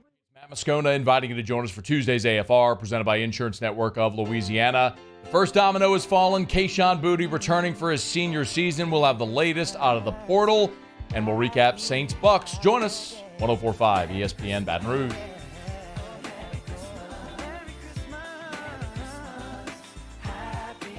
OTB OT with Hester and T-Bob on 104.5 ESPN Baton Rouge and 94.7 ESPN Alexandria. Ask the Bench brought to you by Cold Coors Light, Busy Hard Seltzer, Blue Moon, Light Sky, Citrus Sweet. Ask the Bench, favorite protein shake flavor, strawberry. Chocolate and peanut butter. No surprise there. Danny? Cookies and cream. I literally knew you were going to say that. I don't know why. Ask the Bench. What were the stats from Quad Bob? I don't know the actual stats. I think there's rumors it was over 9 pounds. I think it was over 9 pounds. We'll get the official stats, the tail of the tape from T-Bob here in a couple of days. Ask the Bench, does Keyshawn coming back mean JD5 is going pro, more of a pass offense with Nuss or Walker being the quarterback? Rumor was JD5 was coming here for 1 year. I don't know that. I don't know which quarterback he prefers. I think obviously they built relationships with JD5 throughout the year, so I'm not exactly sure. I would expect to hear that in the next couple of days, though. Anthony Richardson out of Florida did decide to go pro, so that's another quarterback in this year's draft class. Ask the Bench, how many miniatures has Quad Bob painted so far? I don't know. I bet T-Bob hasn't painted any either with 3 now in the household. Ask the Bench, who you got between Portugal and Switzerland? I think Portugal, everybody thumbs up. Portugal, Cristiano all day. Yeah, I mean, they're playing at an extremely high level right now, and it's not Ronaldo. He hadn't been their best player. True. It is the rest of the team. Oh, man, I had a good one. Where did it go? Be surprised Brazil lost. In the group stage, no. They already had everything they needed, and they crushed South Korea yesterday. We will see you tomorrow. Same time, same place. OTB OT. There it is, the extra mile, on the border of expected and extraordinary for those willing to go further, like vans customized for work or play, with safety and tech to keep you connected, supported by a 5-star sales, service, and finance team, and backed by the 1-star you know. So go the extra mile. It's never crowded, because so few have what it takes to go there. Mercedes-Benz Vans.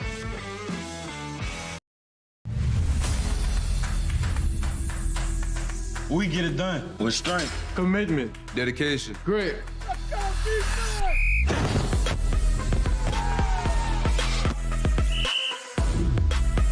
We get it done with passion for our fans and love for our community. We are the Tigers. Get it done. Let the values of the purple and gold be in your starting lineup this season. And as always, get it done. Every business is different, but B1 Bank knows that every business owner has similar needs. From streamlining accounts receivables to maintaining access to working capital, a trusted bank is your best asset for staying on top of day-to-day finances and planning for future business growth. At B1 Bank, I know I have access to commercial banking experts who care about the needs of my business and can guide me to accomplish my goals. B1 Bank knows that managing your business isn't simple, but they can help you make it uncomplicated. ServiceMaster Elite create clean, disinfected work environments. As a local business, we take pride in serving the New Orleans and Baton Rouge areas. Our cleaning protocols follow CDC and OSHA standards for healthcare settings, offices, senior living, restaurants, and industrial plants.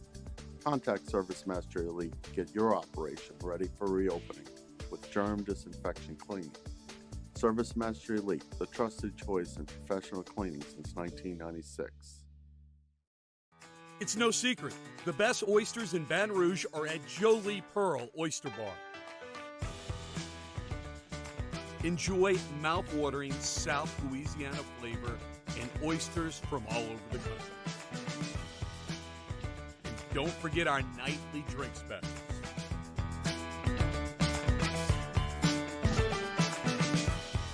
Jolie Pearl Oyster Bar, located in downtown Baton Rouge. Eli's always been into grilling. It took us a while to see it, but the signs were there. What are you doing, Eli? I knew grilling was my thing. I have been talking about it throughout my career. Happy with the results? I am. Got the new grill from barbecueguys.com. It performed great. My advice, as I always told my boys, do more of what you were born to do. Barbecue Guys, for those who were born to grill. You want cheese on your burger, Pops? I'll take a little cheese. Crime has serious consequences, but anyone can make a mistake. If you find yourself in trouble with the law, know that you have rights, and it's okay to demand them. The law offices of O.C. Brown are here to protect you and your rights. Felony or misdemeanor, DUI or drug charge.